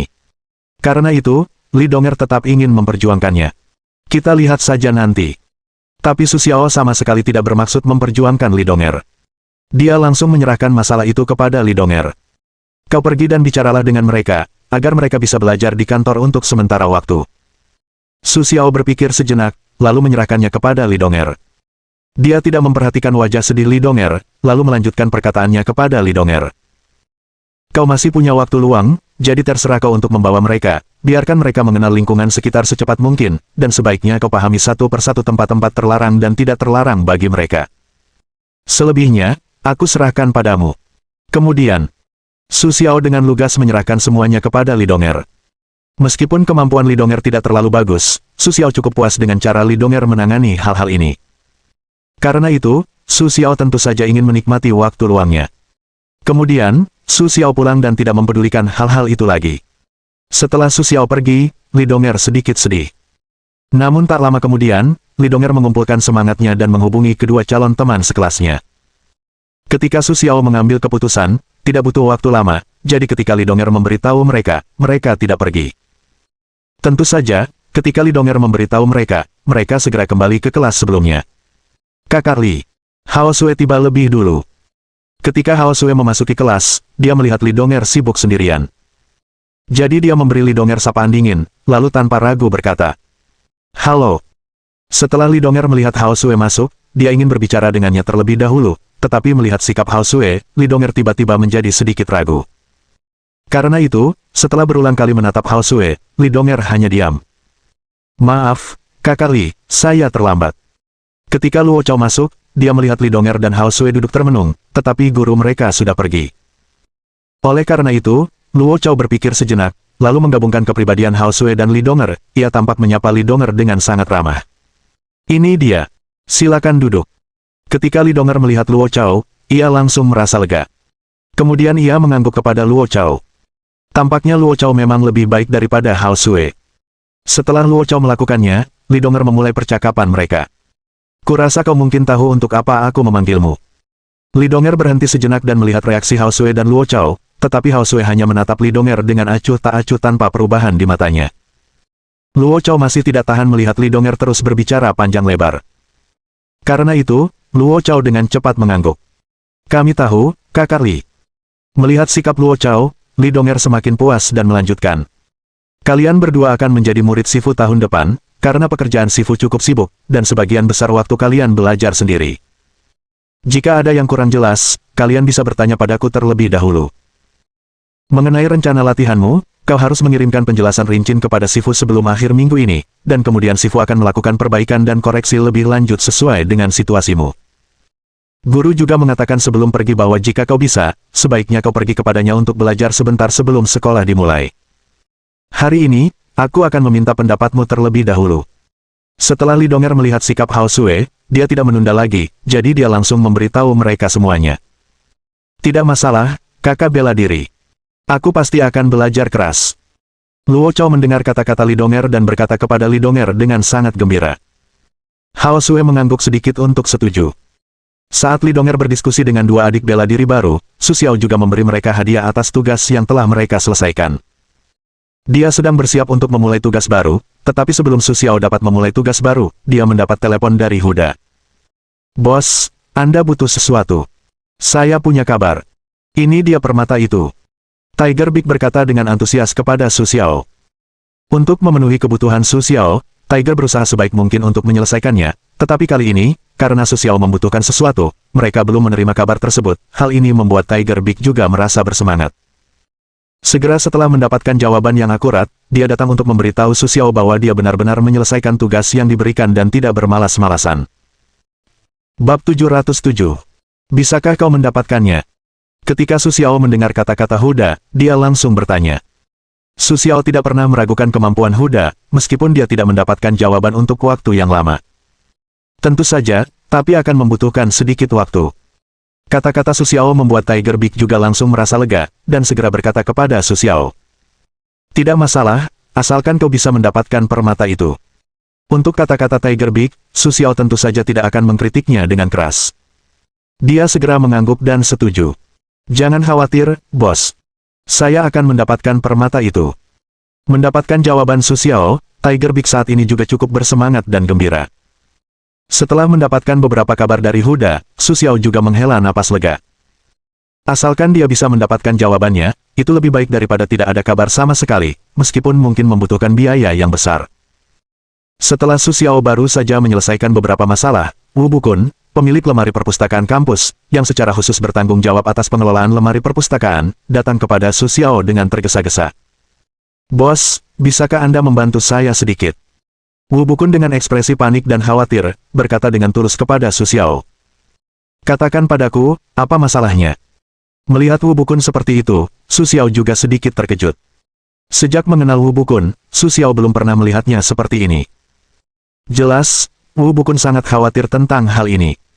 Bisakah kau mendapatkan undangan untukku? Setelah Wu Bukun selesai berbicara, melihat ekspresi bingung Su Xiao, dia dengan cepat menjelaskan, ini adalah undangan untuk upacara pemujaan guru Qing Yangzong 3 hari kemudian. Aku ingin bertemu seseorang, tetapi aku tidak bisa mendapatkan undangan. Ketika Su Xiao mendengar kata-kata Wu Bukun, dia langsung tidak bisa menahan tawa atau tangis. Apa alasan Wu Bukun? Pada saat ini, sistem di hati Su Xiao tiba-tiba berbunyi, lepaskan tugas cabang, selesaikan keinginan Wu Bukun selama bertahun-tahun, hadiah tugas, 10 juta poin pengetahuan. Melihat tugas seperti itu, Su Xiao tidak punya pilihan selain menggelengkan kepalanya dan berkata, baiklah, aku akan menjelaskannya pada Chen Yitong. Bagus. Silakan, bos. Wu Bukun berkata dengan sedikit meminta maaf bahwa ini jelas apa yang terjadi antara dia dan Chen Yitong, tetapi dia ikut campur dengan Su Xiao tanpa alasan. Setelah mendengar kata-kata Wu Bukun, Su Xiao dengan santai menjawab, tidak apa-apa. Itu semua hal kecil. Tentu saja, itu urusanmu. Itu lebih penting. Hanya saja, Wu Bukun, kau dan... Su Xiao ingin bertanya pada Wu Bukun, apa yang terjadi antara dia dan Chen Yitong, yang membuatnya begitu menghindari satu sama lain, tetapi Su Xiao setengah waktu berkata, masih belum bertanya. Setelah mendengar pertanyaan Su Xiao, Wu Bukun membuka mulutnya, tetapi dia masih berpura-pura tidak mendengar kata-kata Su Xiao. Bos, kalau tidak ada masalah, saya duluan. Ada banyak hal yang belum saya jelaskan dengan jelas. Saya sudah sepenuhnya menyerahkan urusan perpustakaan kepada manajer lain. Jika Anda membutuhkan sesuatu, Anda bisa langsung menghubunginya. Wu Bukun menjelaskan masalahnya dengan jelas dan menutup telepon. Baiklah. Su Xiao menjawab dengan enggan, lalu mendengarkan bunyi bip di ujung telepon, memikirkan bagaimana menjelaskannya kepada Chen Yitong, dan Wu Bukun akan pergi, jadi dia seharusnya tidak punya waktu untuk menemui mereka. Sepertinya Chen Yitong sangat menghargai Wu Bukun. Kemudian, Su Xiao menelepon Chen Yitong. Bagaimanapun, Su Xiao berpikir lebih baik menyelesaikan masalah semacam ini secepat mungkin. Nona Chen. Su Xiao, apakah Anda datang untuk memberitahu saya kabar baik? Saat Su Xiao baru saja menyapa, Chen Yitong langsung bertanya. Mendengar suara Chen Yitong yang bersemangat, Su Xiao sedikit kesulitan membuka mulutnya, tetapi akhirnya, Su Xiao berkata dengan susah payah, Nona Chen, Wu Bukun akan pergi ke ibu kota kekaisaran untuk pertukaran dan belajar besok, tetapi tanggal kembalinya belum pasti. Saat Su Xiao mengatakannya, dia siap dimarahi oleh Chen Yitong. Bagaimanapun, ini terlalu asal bicara. Tetapi setelah mendengar kata-kata Su Xiao, suara Chen Yitong menjadi sangat tenang. Kalau begitu, lupakan saja. Meskipun nada Chen Yitong sedikit sedih, Su Xiao terdengar seolah-olah tidak terjadi apa-apa. Terima kasih banyak, Sue. Setelah Chen Yitong selesai berbicara, dia tidak menunggu jawaban Su Xiao, jadi dia langsung menutup telepon. Su Xiao tidak bisa menahan diri untuk menghela napas ketika mendengar Chen Yitong menutup telepon. Di sisi lain, setelah Chen Yitong menutup telepon Su Xiao, dia mengambil ponselnya dan menggosok tepinya dengan jari-jarinya. Seluruh tubuhnya tampak sangat lesu. Kemudian, Chen Yitong membuka buku telepon di dalam ruangan, mencari deretan nomor telepon yang familiar, dan menekan beberapa nomor. Dudel-dudel. Tidak ada yang menjawab di ujung telepon, hingga akhirnya, telepon berdering dengan suara mekanis. Chen Yitong tampaknya tidak memperhatikan. Dia menunggu hingga ponselnya menutup secara otomatis. Kemudian setelah menutup telepon, Chen Yitong menelepon lagi. Hal ini diulang lagi dan lagi, hingga akhirnya, suara mati terdengar dari ujung telepon. Maaf, nomor yang Anda hubungi sedang tidak aktif. Ketika Chen Yitong mendengar suara mekanis itu, matanya akhirnya menunjukkan ekspresi sedih, tetapi dia tidak meneteskan air mata, seluruh dirinya tampak tak bernyawa. Namun, setelah Chen Yitong menutup telepon, Su Xiao masih merasa sedikit tidak tenang. Tetapi ketika Su Xiao menelepon lagi, Chen Yitong selalu sibuk, yang membuat Su Xiao merasa sedikit gelisah. Jadi Su Xiao menelepon Luo Chao dan memintanya untuk melihat Chen Yitong. Hingga akhirnya, Luo Chao memberitahu Su Xiao bahwa Chen Yitong tertidur di hotel, dan kemudian hatinya menjadi lega. Dan Su Xiao melihat matahari saat cuaca seperti ini, hatinya sedikit menghela napas. Tetapi Su Xiao segera melupakan masalah ini. Lagi pula, dia masih memiliki banyak hal yang harus diurus. Su Xiao tidak ingin ikut campur dalam urusan antara Chen Yitong dan Wu Bukun. Lagi pula, dia bukan pihak yang terlibat dan memiliki banyak hal yang tidak begitu jelas. Selain itu, Su Xiao memberikan kerjasama kepada Luo Chao dengan keluarga Chen. Oleh karena itu, Su Xiao tidak terlalu perlu ikut campur. Dan Su Xiao mengkhawatirkan hal lain saat ini. Maksudmu Xiao Chen hilang? Su Xiao menatap Xiao Liu dan bertanya dengan tidak percaya. Dia seharusnya berencana pergi ke luar negeri. Tiket pesawat dan visanya sudah disiapkan, tetapi dia tidak memiliki riwayat ke luar negeri, dan keluarganya belum dapat menghubungi Xiao Chen. Oleh karena itu, polisi menduga Xiao Chen hilang. Xiao Liu juga agak sulit mempercayai perkataan itu. Namun, dia tetap menceritakan semua hal yang dia temukan selama periode ini kepada Su Xiao. Dia tidak pergi ke luar negeri, tetapi dia menghilang.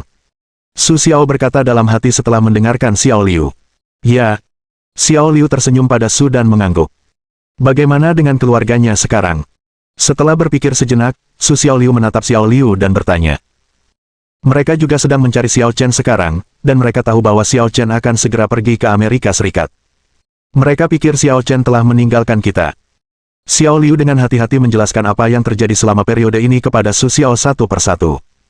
Bagus. Kamu juga harus memperhatikan hal itu. Su Xiao sedikit berseru, bagaimanapun, hal itu tidak terlalu penting, tetapi tidak menyangka Xiao Chen akan hilang. Hal ini membuat Su Xiao merasa sedikit bingung. Namun, menurut tingkat praktik Xiao Chen, kita seharusnya melihat bahwa rencana itu tidak terlalu penting. Bagaimana bisa seperti ini? Su Xiao hanya menghela napas dan kembali ke kantor. Kemudian, Su Xiao tidak tinggal lama di kantor, jadi dia langsung pergi ke laboratorium. Sekalian, Su Xiao menghubungi beberapa apoteker. Hari ini, Su Xiao akhirnya menemukan skema penelitian obat genetika nomor 2. Yang perlu dilakukan Su Xiao sekarang adalah menguji skema mana yang paling cocok dan paling sesuai dengan idenya sendiri berdasarkan skema ini. Su Xiao menatap cairan biru muda yang baru saja diekstraksi dari tangannya. Ia tak bisa menahan diri untuk tidak tertarik. Ia selalu ingin melihat obat yang dapat lebih memperkuat fisik orang biasa. Kemudian, Su Xiao menuangkan cairan dari tabung reaksi ke dalam cawan petri yang berisi beberapa sel aktif manusia yang sedang berkembang. Setelah menuangkan cairan, Su Xiao meletakkan cawan petri di bawah mikroskop dan mengamatinya dengan cermat. Setelah mencatat data spesifik satu persatu, Su Xiao menuangkan cairan ke dalam tabung reaksi tanpa ampun. Kemudian, Su Xiao langsung berkata, mulai rencana kedua. Selama percobaan Su Xiao, para apoteker sangat gugup dan ingin menyaksikan tindakan Su Xiao. Meskipun mereka semua tahu bahwa mustahil untuk berhasil pada percobaan pertama, mereka tetap berharap Su Xiao dapat menciptakan keajaiban seperti itu. Hanya dari tindakan dan kata-kata Su Xiao, mereka dapat mengetahui bahwa percobaan ini gagal. Namun mereka tetap bertindak sangat cepat, sesuai dengan uraian rencana Su Xiao di atas, untuk menyiapkan reagen selanjutnya. Saat mereka sedang bergerak, Su Xiao duduk dan membandingkan data yang baru saja dia catat dengan dugaan dan deduksinya. Su Xiao membandingkan kesenjangan antara teori dan eksperimen secara bergantian, dan dia dapat langsung menyimpulkan dari perbedaan data ini bahwa rencananya dapat menghasilkan hasil yang paling diinginkannya. Bos, sudah siap. Tepat ketika Su Xiao selesai menyelesaikan pekerjaannya, seorang apoteker menyerahkan tabung reaksi dengan warna yang sama dan daftar resep kepada Su Xiao. Bab 708. Su Xiao melihat daftar resep sambil tersenyum dan mendapati bahwa tidak ada masalah dengan proporsi di atas, jadi dia memulai percobaan kedua dengan mudah. Setelah percobaan, Su Xiao melihat sel-sel hidup di bawah mikroskop dan sedikit mengerutkan kening. Kemudian, Su Xiao berbalik dan menatap salah satu apotekernya dan berkata, hitung tingkat kelangsungan hidup sel di dalamnya, dan yang pertama. Setelah Su Xiao selesai, dia mengambil daftar dan melanjutkan menghitung perbedaan antara kedua waktu tersebut. Ketika Su Xiao berhenti menulis, seorang apoteker maju dengan berani. "Bos, apakah Anda ingin memulai percobaan ketiga Anda?" Ketika Su Xiao mendengar suara itu, dia sedikit mendongak ke arah yang lain dan berkata, "Tidak, Anda pergi menyiapkan lebih banyak cawan petri. Anda perlu menggunakannya nanti." Setelah Su Xiao selesai, dia melanjutkan meditasinya. Setelah mendengar perintah Su Xiao, mereka segera melanjutkan pekerjaan. Namun, mereka bingung dengan instruksi Su Xiao. Bagaimanapun, percobaan normal seharusnya tidak dilakukan langkah demi langkah sesuai rencana mereka sendiri. Namun, tampaknya Su Xiao sama sekali tidak bermaksud demikian. Meskipun para apoteker ini tidak memahami ide Su Xiao, mereka tetap bertindak sangat cepat sesuai instruksi Su Xiao. Tak lama kemudian, Su Xiao mendapatkan data spesifik dari dua cawan petri tersebut. Melihat data tersebut, Su Xiao tampaknya sedikit berbeda dari perkiraannya sendiri, tetapi dia segera menundukkan kepala dan terus merenung. Su Xiao menghitung ulang rencananya sesuai dengan hukum yang baru saja didapatnya. Kemudian, Su Xiao menatap para apoteker yang sedang menganggur dan berkata, "Konfigurasikan opsi 23. Setelah Su Xiao selesai, dia menggambar di buku rencananya. Kemudian dia berdiri dan melihat tindakan mereka. Para apoteker itu tiba-tiba mengeluh tentang tindakan mendadak Su Xiao, tetapi mereka tetap siap bertindak, terutama Su Xiao tertawa melihat gerakan mereka. Su Xiao mengamati tindakan para apoteker ini. Dia tidak menemukan masalah apapun. Dia tidak bisa menahan diri untuk mengangguk kagum. Meskipun para apoteker ini tidak memiliki bakat dalam penelitian, mereka tetap dapat dianggap mahir dalam bidang kedokteran.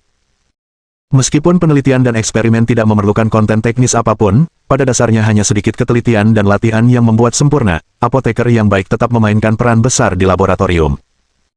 Oleh karena itu, ketika Su Xiao dan Huda pertama kali merekrut apoteker, mereka merekrut beberapa apoteker yang terampil dan teliti, dan tidak terlalu sulit untuk menemukan mereka. Bagaimanapun, laboratorium harus lebih memperhatikan para peneliti. Karena itu, ketika Su Xiao dan Huda merekrut orang, mereka dengan cepat menemukan semua orang yang mereka butuhkan. Di bawah kerja keras para apoteker terampil ini, reagen yang dibutuhkan Su Xiao dengan cepat disiapkan. Ketika Su Xiao mengambil tabung reaksi, suasana hatinya sedikit bergetar, tetapi Su Xiao tetap tenang dan terus bekerja. Setelah menuangkan isi tabung reaksi baru, Su Xiao tak sabar untuk mengamatinya di bawah mikroskop. Tak lama kemudian, senyum bahagia muncul di sudut mulut Su, yang sangat sesuai dengan harapannya. Konfigurasi skema 24. Setelah melihat hasilnya, Su Xiao meminta orang-orang untuk mengukur tingkat kelangsungan hidup sel tertentu, lalu memberi tahu mereka. Di bawah perintah Su Xiao, kelompok orang itu segera mulai bergerak. Tepat ketika mereka sedang serius mengkonfigurasi reagen baru, orang yang hendak menguji, sedikit terkejut. "Bos, yang ini." Pria dengan daftar terbaru itu, sedikit tak percaya melihat senyum Su. Su Xiao melihat keterkejutannya, jadi dia mendekat dan mengambil daftar itu. Ya, tingkat kematiannya 3%. Su Xiao sangat puas dengan data tersebut. Tetapi orang yang berseru itu, masih sedikit bodoh menatap Su sambil tersenyum dan pergi. Sampai pria di sebelahnya menyentuh bahunya dan bertanya apa yang terjadi, dia sangat terkejut. Tingkat kematiannya 3%. Tingkat kematian sel dalam tabung reaksi tadi hanya 3%. Apoteker itu tidak percaya data yang baru saja dilihatnya terulang. Bagaimana mungkin? Setelah mendengar apa yang dikatakannya, para apoteker tidak percaya apa yang mereka gumamkan. Tetapi Su Xiao hanya menatap mereka dan tidak menghentikan diskusi mereka. Bagaimana dengan tingkat kelangsungan hidup sel normal? Salah satu pria yang berpikiran jernih bertanya kepada apoteker. "Saya tidak tahu." Awalnya, ketika apoteker mendengar kata-katanya, dia berkata dengan sedikit kesal bahwa dia telah memperhatikan tingkat kematian sel tadi, tetapi bukan tingkat kelangsungan hidup sel normal. Tingkat kelangsungan hidup sel normal pasti juga sangat rendah. Mereka terus menghibur diri dalam hati, mencoba untuk mengembalikan kepercayaan diri mereka. Tetapi tidak satu pun dari mereka pergi ke Su Xiao untuk melihat tingkat kelangsungan hidup. Mungkin dengan cara ini, mereka akan lebih percaya diri dengan ide-ide mereka sendiri. Dan untuk penipuan diri mereka sendiri, Su Xiao tidak mengatakan apapun, toh, ketika hasilnya keluar, mereka akan tahu. Tak lama kemudian, reagen skema 24 keluar. Su Xiao masih mengikuti langkah-langkah semula, lalu memberikan tabung reaksi kepada apoteker untuk diuji. Dan kali ini, para apoteker ini sangat bersemangat untuk mengambil cawan petri itu. Ketika mereka tidak sabar untuk menguji sel-sel tersebut, mereka terkejut dengan hasilnya. Tingkat kematian sel hanya 0,55%, sedangkan tingkat kelangsungan hidup sel normal adalah 97%. Meskipun hasil ini tidak sepenuhnya sesuai dengan harapan, hal ini mengejutkan para apoteker tersebut. Akhirnya, orang yang paling tenang mengambil lembar tes dari rekan-rekannya dan menyerahkannya kepada Su Xiao. Setelah Su Xiao menerimanya, dia melihat sekilas dan sedikit mengerutkan kening.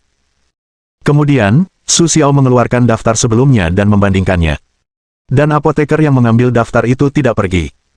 Ketika dia melihat Su Xiao mengeluarkan daftar lain, dia tidak bisa menahan rasa sedikit bersemangat. Kemudian, dia diam-diam melihat ke atas kepalanya dan melihat data yang ingin dia ketahui. Akibatnya, wajahnya tiba-tiba menjadi serius setelah membacanya. Angka kematiannya hanya 0,1%, yang lebih tinggi dari hasil obat gen nomor 1. Penemuan ini membuat jantungnya terus berdebar.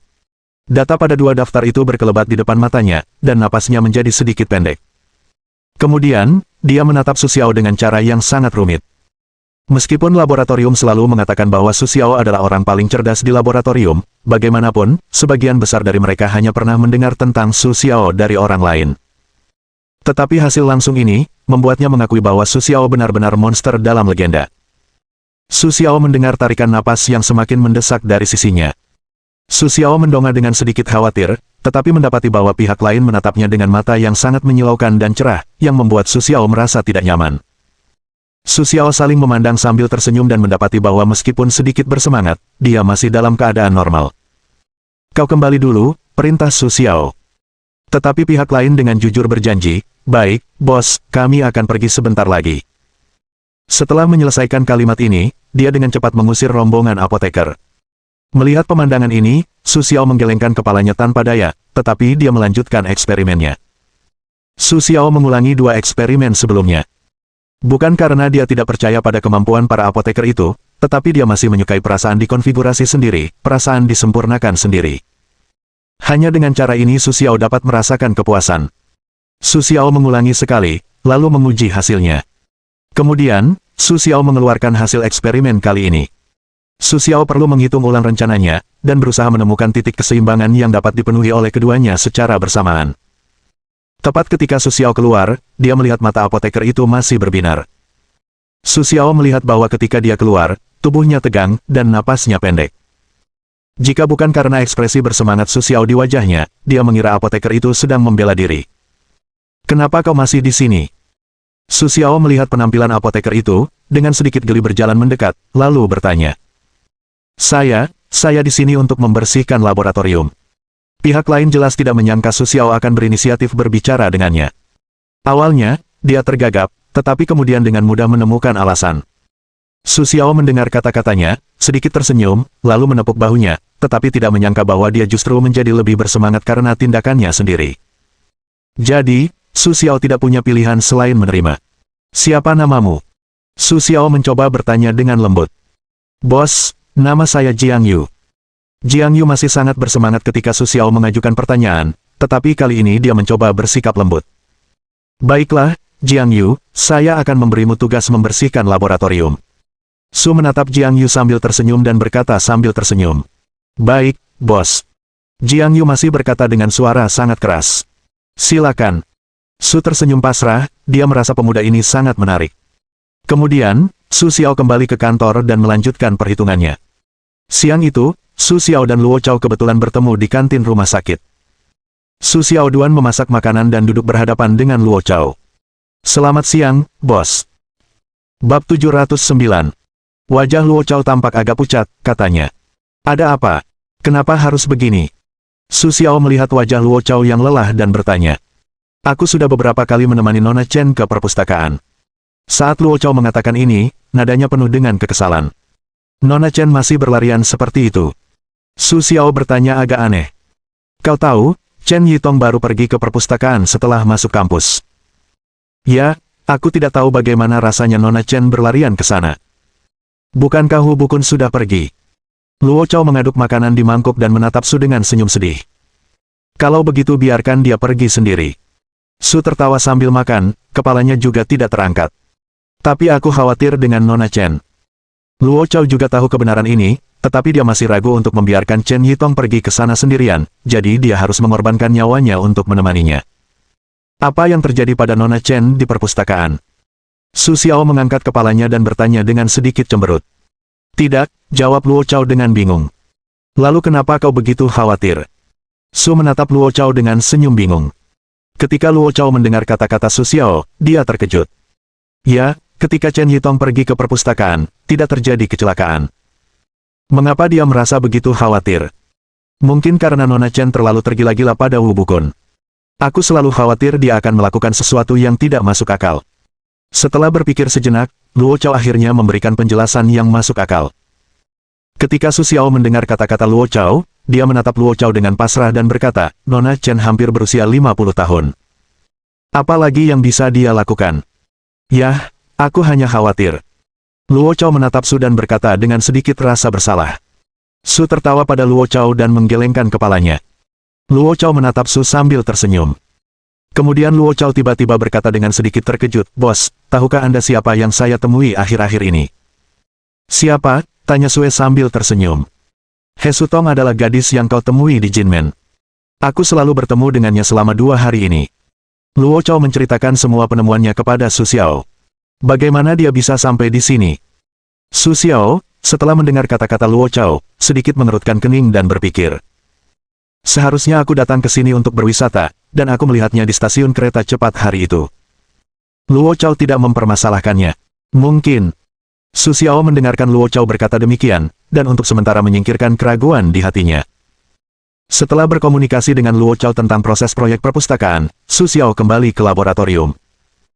Saat itu, jam kerja laboratorium juga bertepatan dengan jam istirahat makan siang, sebagian besar orang sedang mengobrol santai di laboratorium. Yah, kau tahu, percobaan yang dilakukan bos 2 hari lalu sangat cepat. Dia hanya menggunakan 3 skema, dan mendapatkan yang terbaik. Kau tidak tahu. 2 hari ini, laboratorium sangat sibuk. Itulah yang tidak kalian ketahui, orang-orang yang seharian berada di laboratorium. Kau tidak bisa menyalahkanku. Aku sedang melakukan percobaan dengan kakak Yang. Kau melakukan percobaan dengan kakak Yang. Bagaimana perkembangannya? Bagaimana tingkat keahlian kakak Yang? Kudengar tingkat keahlian kakak Yang adalah yang kedua di laboratorium kita. Aku tidak tahu. Bagaimana menurutmu? Ya, ceritakan pada kami. Maksudnya, kami tidak perlu kau mengatakan bahwa kau menguji programnya, cukup katakan tentang tingkat keberhasilannya. Xiao yang berdiri di luar pintu, mendengarkan beberapa apoteker mendiskusikan percobaannya. Ketika mendengar bahwa Su Xiao berhasil mengekstrak bahan inti setelah hanya 4 percobaan, Xiao yang langsung merasa bingung. Xiao yang juga tahu bahwa tingkat penelitiannya tidak sebaik Su Xiao, tetapi dia tidak menyangka akan ada perbedaan yang begitu besar di antara mereka. Mereka telah melakukan hampir 100 percobaan, dan semua staf merasa sedikit kelelahan, tetapi mereka masih belum dapat menemukan obat yang sesuai dengan prediksi.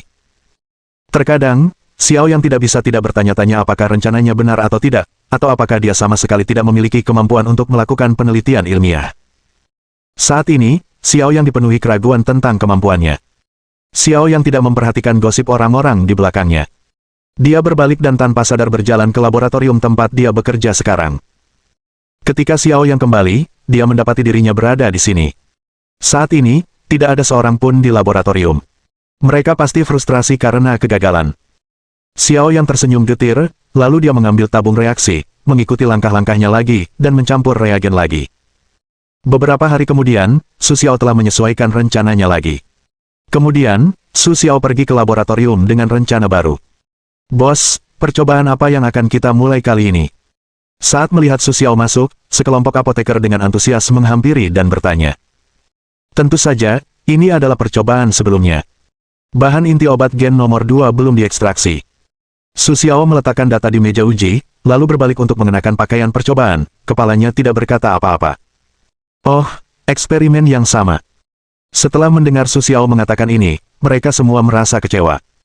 Mereka mengira Su Xiao telah mengekstrak zat inti dari obat gen nomor 2, tetapi ternyata belum. Jadi, mereka semua merasa sedikit sedih untuk menyiapkan perlengkapan eksperimen yang dibutuhkan Su Xiao. Dan Su Xiao merasakan perubahan suasana hati mereka, mau tak mau merasa ragu, tidak mengerti mengapa suasana hati mereka tiba-tiba menjadi begitu buruk. Tetapi hanya satu orang, yang masih penuh percaya pada Su Xiao.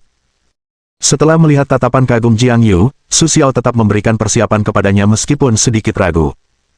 Kali ini, Su Xiao hanya menyiapkan 10 rencana. Kemudian, Su Xiao meminta mereka untuk menyiapkan reagen baru sesuai dengan rencana ini, dan kemudian menggunakannya dalam cawan kultur untuk mendapatkan yang memiliki tingkat kematian sel terendah dan tingkat kelangsungan hidup sel normal. Para apoteker yang datang membantu Su Xiao dalam eksperimen kali ini adalah mereka yang ingin melihat eksperimen Su Xiao secara langsung setelah mendengar tentang prestasi besar Su Xiao, tetapi mereka tidak menyangka bahwa Su Xiao hanya mengikuti aturan dan langkah-langkah yang telah ditentukan, tidak langsung melakukan eksperimen seperti yang dikatakan orang-orang tersebut. Hal ini tentu saja membuat mereka yang berebut kesempatan untuk melihat eksperimen tersebut merasa sangat kecewa. Su Xiao mengambil lembar uji terbaru, lalu mengeluarkan 3 lembar, dan kemudian menganalisis berbagai komponen di dalamnya. Su Xiao menemukan bahwa tingkat kematian sel terendah dapat mencapai 0,7%, tetapi tingkat kelangsungan hidup sel normal juga mendekati 80%. Namun, jika kita ingin memastikan tingkat kelangsungan hidup sel normal maksimal, maka tingkat kematian sel hanya 1%. Akhirnya, Su Xiao memilih reagen komprehensif terbaik, yaitu, tingkat kematian sel hanya 0,5%, tetapi dapat memastikan tingkat kelangsungan hidup sel normal setinggi 90%. Su Xiao mengeluarkan daftar ini dan berkata kepada para apoteker, sesuai dengan rasio reagen ini, verifikasi berbagai sel dan sel normal, lalu beritahu saya hasil akhirnya. Meskipun Su Xiao hanya memberikan perintah sederhana, itu bukanlah tugas yang sederhana, melainkan proses eksperimen yang lebih rumit. Karena tidak hanya ada selusin jenis sel, tetapi juga banyak jenis sel normal, yang mengharuskan mereka untuk melakukan eksperimen satu persatu, dan setiap eksperimen harus diulang setidaknya 3 kali. Sel-sel dalam cawan kultur mereka sebelumnya semuanya merupakan kombinasi dari berbagai sel kanker dan sel normal, dan mereka belum dipisahkan. Setelah Su Xiao memberi perintah, para apoteker ini mulai sibuk. Beberapa pergi untuk mengumpulkan semua jenis sel, dan beberapa menyiapkan obat. Pokoknya, semua hal terkonsentrasi di sini. Jadi, melakukan penelitian itu tidak mudah. Mungkin hanya butuh 1 hari untuk menyusun ide-ide awal, tetapi setidaknya butuh 1 tahun untuk memverifikasi apakah ide tersebut layak. Ini juga merupakan sifat penelitian yang panjang. Su tersenyum dan melihat apoteker yang sedang sibuk saat itu. Beberapa dari mereka keluar tanpa tujuan. Ketika Su Xiao keluar, dia mendapati bahwa dia tidak jauh dari laboratorium Xiaoyang. Kemudian, Su Xiao memasuki laboratorium. Dia juga ingin tahu bagaimana keadaan Xiaoyang sekarang. Ketika Su masuk sambil tertawa, dia mendapati bahwa suasana di ruang eksperimen agak suram, dan suasana hati Xiaoyang dan apoteker lainnya tidak begitu baik. Meskipun orang-orang yang melakukan penelitian teknologi sebagian besar berada dalam keadaan sibuk dan membosankan, suasana di laboratorium ini tetap membuat Su Xiao merasa ada yang salah. Su Xiao berdiri dan mengamati dengan tenang untuk sementara waktu, dan mendapati bahwa Xiaoyang tampak sedikit gila. Dia terus bereksperimen lagi dan lagi. Selama hasilnya bukan yang dia inginkan, dia akan memulai eksperimen berikutnya lagi, dan dia bahkan tidak berhenti untuk beristirahat. Para apoteker itu juga tampak sedikit ceroboh dengan perintah Xiaoyang. Saat mereka mengamati, mereka menemukan bahwa beberapa gerakan, teknik, dan proporsi apoteker sama sekali tidak tepat. Hal ini membuat Su Xiaoyue merasa semakin bosan. Kegembiraan atas kabar baik yang baru saja datang tiba-tiba lenyap. Tepat ketika Su Xiao siap memarahi tindakan Xiaoyang, tiba-tiba sistem di hatinya berdering, dan ada 2 suara sekaligus, satu adalah suara penyelesaian tugas, yang lain adalah suara pelepasan tugas, yang membuat tindakan Su Xiao terhenti di tempat. Bab 710. Terdapat 2 suara dalam sistem, satu adalah penyelesaian tugas sebelumnya, yang lain adalah pengumuman tugas baru, tugas cabang, bantu Xiaoyang mengatasi kesulitan, hilangkan pikiran negatif Xiaoyang, hadiah tugas, 10 juta poin pengetahuan. Melihat tugas ini, Su Xiao terkejut dan menatap Xiaoyang. Ia telah berada di laboratorium selama berhari-hari, tetapi ia tidak menyadari bahwa Xiaoyang memiliki pikiran negatif. Tiba-tiba, Su Xiao tidak tahan lagi. Ia berdiri dan menatap Xiaoyang lalu berkata, "Xiaoyang." "Bos." Mendengar senyum Su, semua staf di laboratorium itu langsung bersorak gembira. Ketika Xiaoyang melihat senyum Su, matanya sedikit rumit, dan ia tidak menunjukkan ekspresi senang. Ia hanya mengeluarkan suara samar dan melanjutkan pekerjaannya. Ketika Su Xiao melihat penampilan Xiaoyang, ia memiliki sedikit pemahaman di dalam hatinya. Meskipun ia tidak mengerti mengapa Xiaoyang memiliki pikiran seperti itu, ia tetap tidak banyak bicara. Sebaliknya, ia menghampiri Xiaoyang dan mengambil kertas catatan data lalu melihatnya. Setelah melihat tindakan Su Xiao, ekspresi tegang terlintas di wajah Xiaoyang. Bibir Xiaoyang bergerak, seolah ingin mengatakan sesuatu. Namun pada akhirnya, Xiaoyang tetap berbalik dalam diam dan melanjutkan tindakannya, berpura-pura tak terlihat. Su Xiao dengan saksama melihat data tersebut, dan tidak menemukan masalah, tetapi Su Xiao menemukan bahwa Xiao Yang hanya mengulangi kejutan dari eksperimen ini, dan kemudian, dari data eksperimen ini untuk menemukan kecocokan yang sesuai dengan standar mereka sendiri. Lihat di sini, alis Su Xiao tak bisa lagi mengerut. Kau keluar dulu. Su Xiao berkata kepada apoteker di laboratorium dan kemudian bertanya kepada Xiao Yang dengan suara berat. Xiao Yang, bisakah kau menjelaskan metode penelitianmu? Ketika Xiao Yang mendengar pertanyaan Su Xiao, sedikit ironi terlintas di matanya. Namun, Xiao Yang membelakangi Su Xiao, tetapi Su Xiao tidak melihatnya. Xiao Yang berbalik dan menjawab pertanyaan Su Xiao dengan ekspresi yang sangat hormat. Bos, rencana penelitian saya telah disetujui oleh Anda, dan saya juga akan melakukan pengujian sesuai dengan persyaratan pengujian. Saya akan mengujinya satu persatu berdasarkan faktor pengaruh dan proporsi yang berbeda, lalu mendapatkan proporsi yang paling standar dari semuanya. Sesuai dengan idenya sendiri, Xiao Yang menjelaskan metode penelitiannya satu persatu kepada Su Xiao. Bukankah ini terlalu merepotkan? Setelah mendengarkan Xiao Yang, Su Xiao mengerutkan kening dan bertanya. Bos, saya selalu menggunakan metode ini untuk belajar. Mendengar kata-kata Su Xiao, hati Xiao Yang dipenuhi rasa jijik dan marah, tetapi wajahnya tetap tanpa ekspresi, ia masih sangat hormat, bahkan nada bicara Xiao Yang pun penuh ketenangan. Kamu di mana sekarang? Su Xiao pun bertanya dengan tenang, seolah-olah masalah yang terjadi barusan tidak terjadi. Ketika Xiao Yang mendengar pertanyaan Su Xiao, wajahnya menunjukkan sedikit rasa malu dan frustrasi.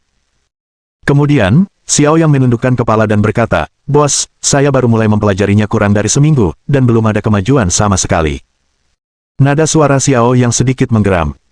Di telinganya, sindiran Su Xiao bukan hanya sindiran terang-terangan, tetapi sindiran yang tak henti-hentinya. Tiba-tiba, Xiao Yang merasa sangat tidak nyaman akhir-akhir ini. Hanya Xiao Yang yang diangkat sebagai orang kedua yang bertanggung jawab atas obat kecantikan kulit oleh Su Xiao. Xiao Yang diperlakukan dengan berbagai cara sekaligus, dan langsung membuat Xiao Yang merasa seperti orang yang unik di dunia.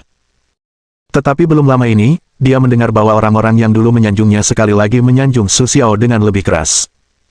Terlebih lagi, mereka dulu meremehkannya untuk menonjolkan kekuatan Su Xiao. Penemuan ini membuat Xiao Yang, yang selalu sedikit sombong, tidak dapat menerimanya. Karena itu, nada bicara Xiao Yang kepada Su Xiao hari ini tidak begitu baik. Artinya, kau sudah meneliti selama seminggu dan belum menemukan apapun. Setelah mendengar jawaban Xiao Yang, Su Xiao menatap Xiao Yang dengan aneh, seolah Xiao Yang adalah monster. Hal itu membuat Xiao Yang langsung merasa tidak nyaman di mata Su Xiao, dan juga merasa seperti telah melakukan kesalahan, tetapi Xiao Yang tidak mau mengerti. Jadi, Xiao Yang tetap tersenyum kepada Su Xiao, dengan kata-kata penuh percaya diri berkata, ya, bos. Terutama, kata kakak tertua, di belakangnya seolah-olah diucapkan dengan susah payah. Ketika Su Xiao mendengar kata-kata Xiao Yang, dia langsung merasa sedikit kecewa pada Xiao Yang, tetapi Xiao Yang tetaplah peneliti favorit Su Xiao. Dia juga ingin mengingatkan Xiao Yang. Karena itu, Su Xiao berkata dengan suara yang sedikit bermakna, Xiao Yang, penelitian bukan berarti hanya eksperimen tanpa tujuan. Hal terpenting dalam penelitian adalah berpikir. Setelah Su Xiao selesai, ia melihat ketidaksetujuan di wajah Xiao Yang, dan kekecewaannya semakin dalam. Jadi Su Xiao mengambil kertas catatan eksperimen dan meletakkannya di depan Xiao Yang sambil berkata, kamu harus melihat hal-hal ini. Setelah Su Xiao selesai, ia keluar dan tidak mengatakan apapun kepada Xiao Yang. Meskipun Su Xiao juga ingin membina Xiao Yang, jika Xiao Yang tidak tahu cara berpikir, maka Su Xiao lebih baik membiarkan Xiao Yang cerdas menyelesaikan tugas-tugas ini secara langsung. Ketika Su Xiao pergi, Xiao Yang masih sedikit ragu. Namun, ketika mendengar kata-kata Su Xiao, Xiao Yang tetap ragu dan kesal. Dia mengambil kertas catatan. Tentu saja, dia tahu apa yang tertulis di kertas catatan itu. Itu semua adalah hasil eksperimen yang dilakukan Xiao Yang selama periode ini. Namun, tidak peduli bagaimana dia mengubah proporsi rumus, dia tidak bisa mendapatkan hasil yang diinginkannya, jadi dia harus mengubah rumus itu tanpa tujuan. Pada awalnya, Xiao Yang sangat berhati-hati mengamati dan memikirkan catatan-catatan ini. Namun, ketika dia tidak dapat mencapai hasil yang diinginkannya, Xiao Yang sedikit kesal dengan catatan-catatan ini. Jadi, Xiao Yang menyingkirkan semuanya, berpura-pura tidak terlihat, dan asistennya mengisi data, tetapi dia hanya peduli apakah data tersebut memenuhi persyaratannya, dan tidak peduli dengan nilai spesifik data tersebut. Tetapi setelah Su Xiao mengingatkan Xiao Yang berpura-pura melihat data tersebut tanpa sengaja. Dia sepertinya melihat sesuatu dalam data yang agak berantakan ini. Sebelum Xiao Yang bisa melihat apa yang terjadi, ia diganggu oleh sekelompok apoteker yang mendorong dan berteriak. Xiao Yang menatap tajam kelompok orang itu. Kemudian, Xiao Yang duduk di depan komputer dan memasukkan data sendiri. Dalam proses memasukkan data, ia menemukan bahwa seharusnya ada hubungan antara data tersebut, karena Xiao Yang dapat merasakannya dengan jelas. Kemudian, tindakan Xiao Yang menjadi lebih cepat. Ketika ia memasukkan semua data, Xiao Yang menemukan bahwa data-data yang berbeda ini dapat diintegrasikan dengan beberapa fungsi sederhana. Ketika Xiao Yang menemukan kesimpulan ini, ia merasa sedikit bersemangat. Tetapi ia berpikir bahwa Su Xiao telah memberitahunya semua ini. Ia langsung sangat menyukai Su Xiao. Ia merasa bersalah pada Su Xiao ketika memikirkan tindakannya barusan. Kemudian, Xiao Yang membuat data hari-hari ini menjadi hubungan fungsional, dan juga menggambarkannya dalam sebuah grafik. Ketika Xiao Yang melihat ikon-ikon yang berbeda ini, ia merasa lebih bersemangat. Kemudian, ia mencoba mengintegrasikan berbagai diagram fungsi bersama-sama. Kemudian, ia mendapatkan data yang paling diinginkannya. Xiao Yang melihat tempat garis-garis itu berpotongan, dan hatinya terkejut. Kemudian, Xiao Yang menelan ludah dengan susah payah.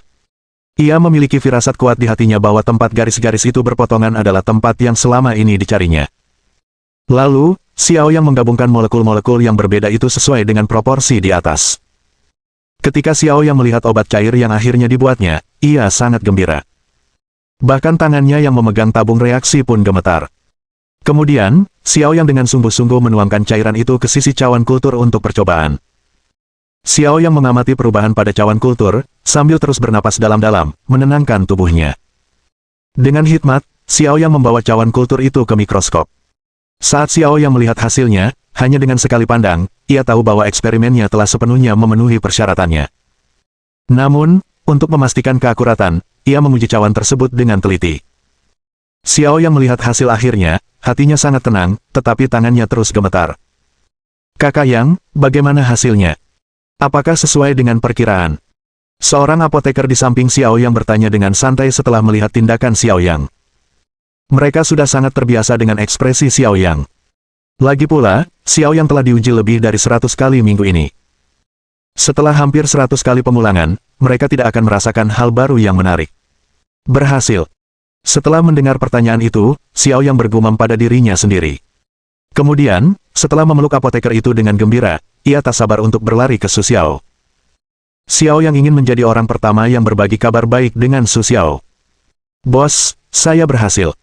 Xiao Yang dengan penuh semangat dan antusias berlari ke sisi Su Xiao, berkata dengan gembira. Tunjukkan padaku. Setelah mendengar suara Xiao Yang, Su Xiao juga merasa sangat gembira, tetapi juga penuh rasa tak percaya, jadi Su Xiao mengambil lembar ujian dari Xiao Yang. Su Xiao tersenyum. Benar saja, data pada lembar ujian yang diambil Xiao Yang jauh lebih tinggi daripada hasil akhir sebelumnya. Ini benar-benar sebuah keberhasilan. Selamat, Xiao Yang, kamu berhasil. Mohon dukungan dari omom ante-ante sekalian, buat subscribe atau sharekan novel Mimin ke Facebook kalian, agar channel Mimin bisa terus berkembang. Dengan begitu, Mimin bisa lebih semangat untuk up novel seru lain ke depannya. Buat teman-teman yang sudah subscribe dan sharekan novel Mimin, Mimin ucapkan terima kasih sebanyak-banyaknya. Sekiranya teman-teman menghadapi masalah video diputar dalam bahasa Inggris, coba tukar kepada bahasa Indonesia original melalui cara ini. Semasa mendengarkan, pencet tombol setting di atas kanan video, pilih audio track dan tukar bahasa.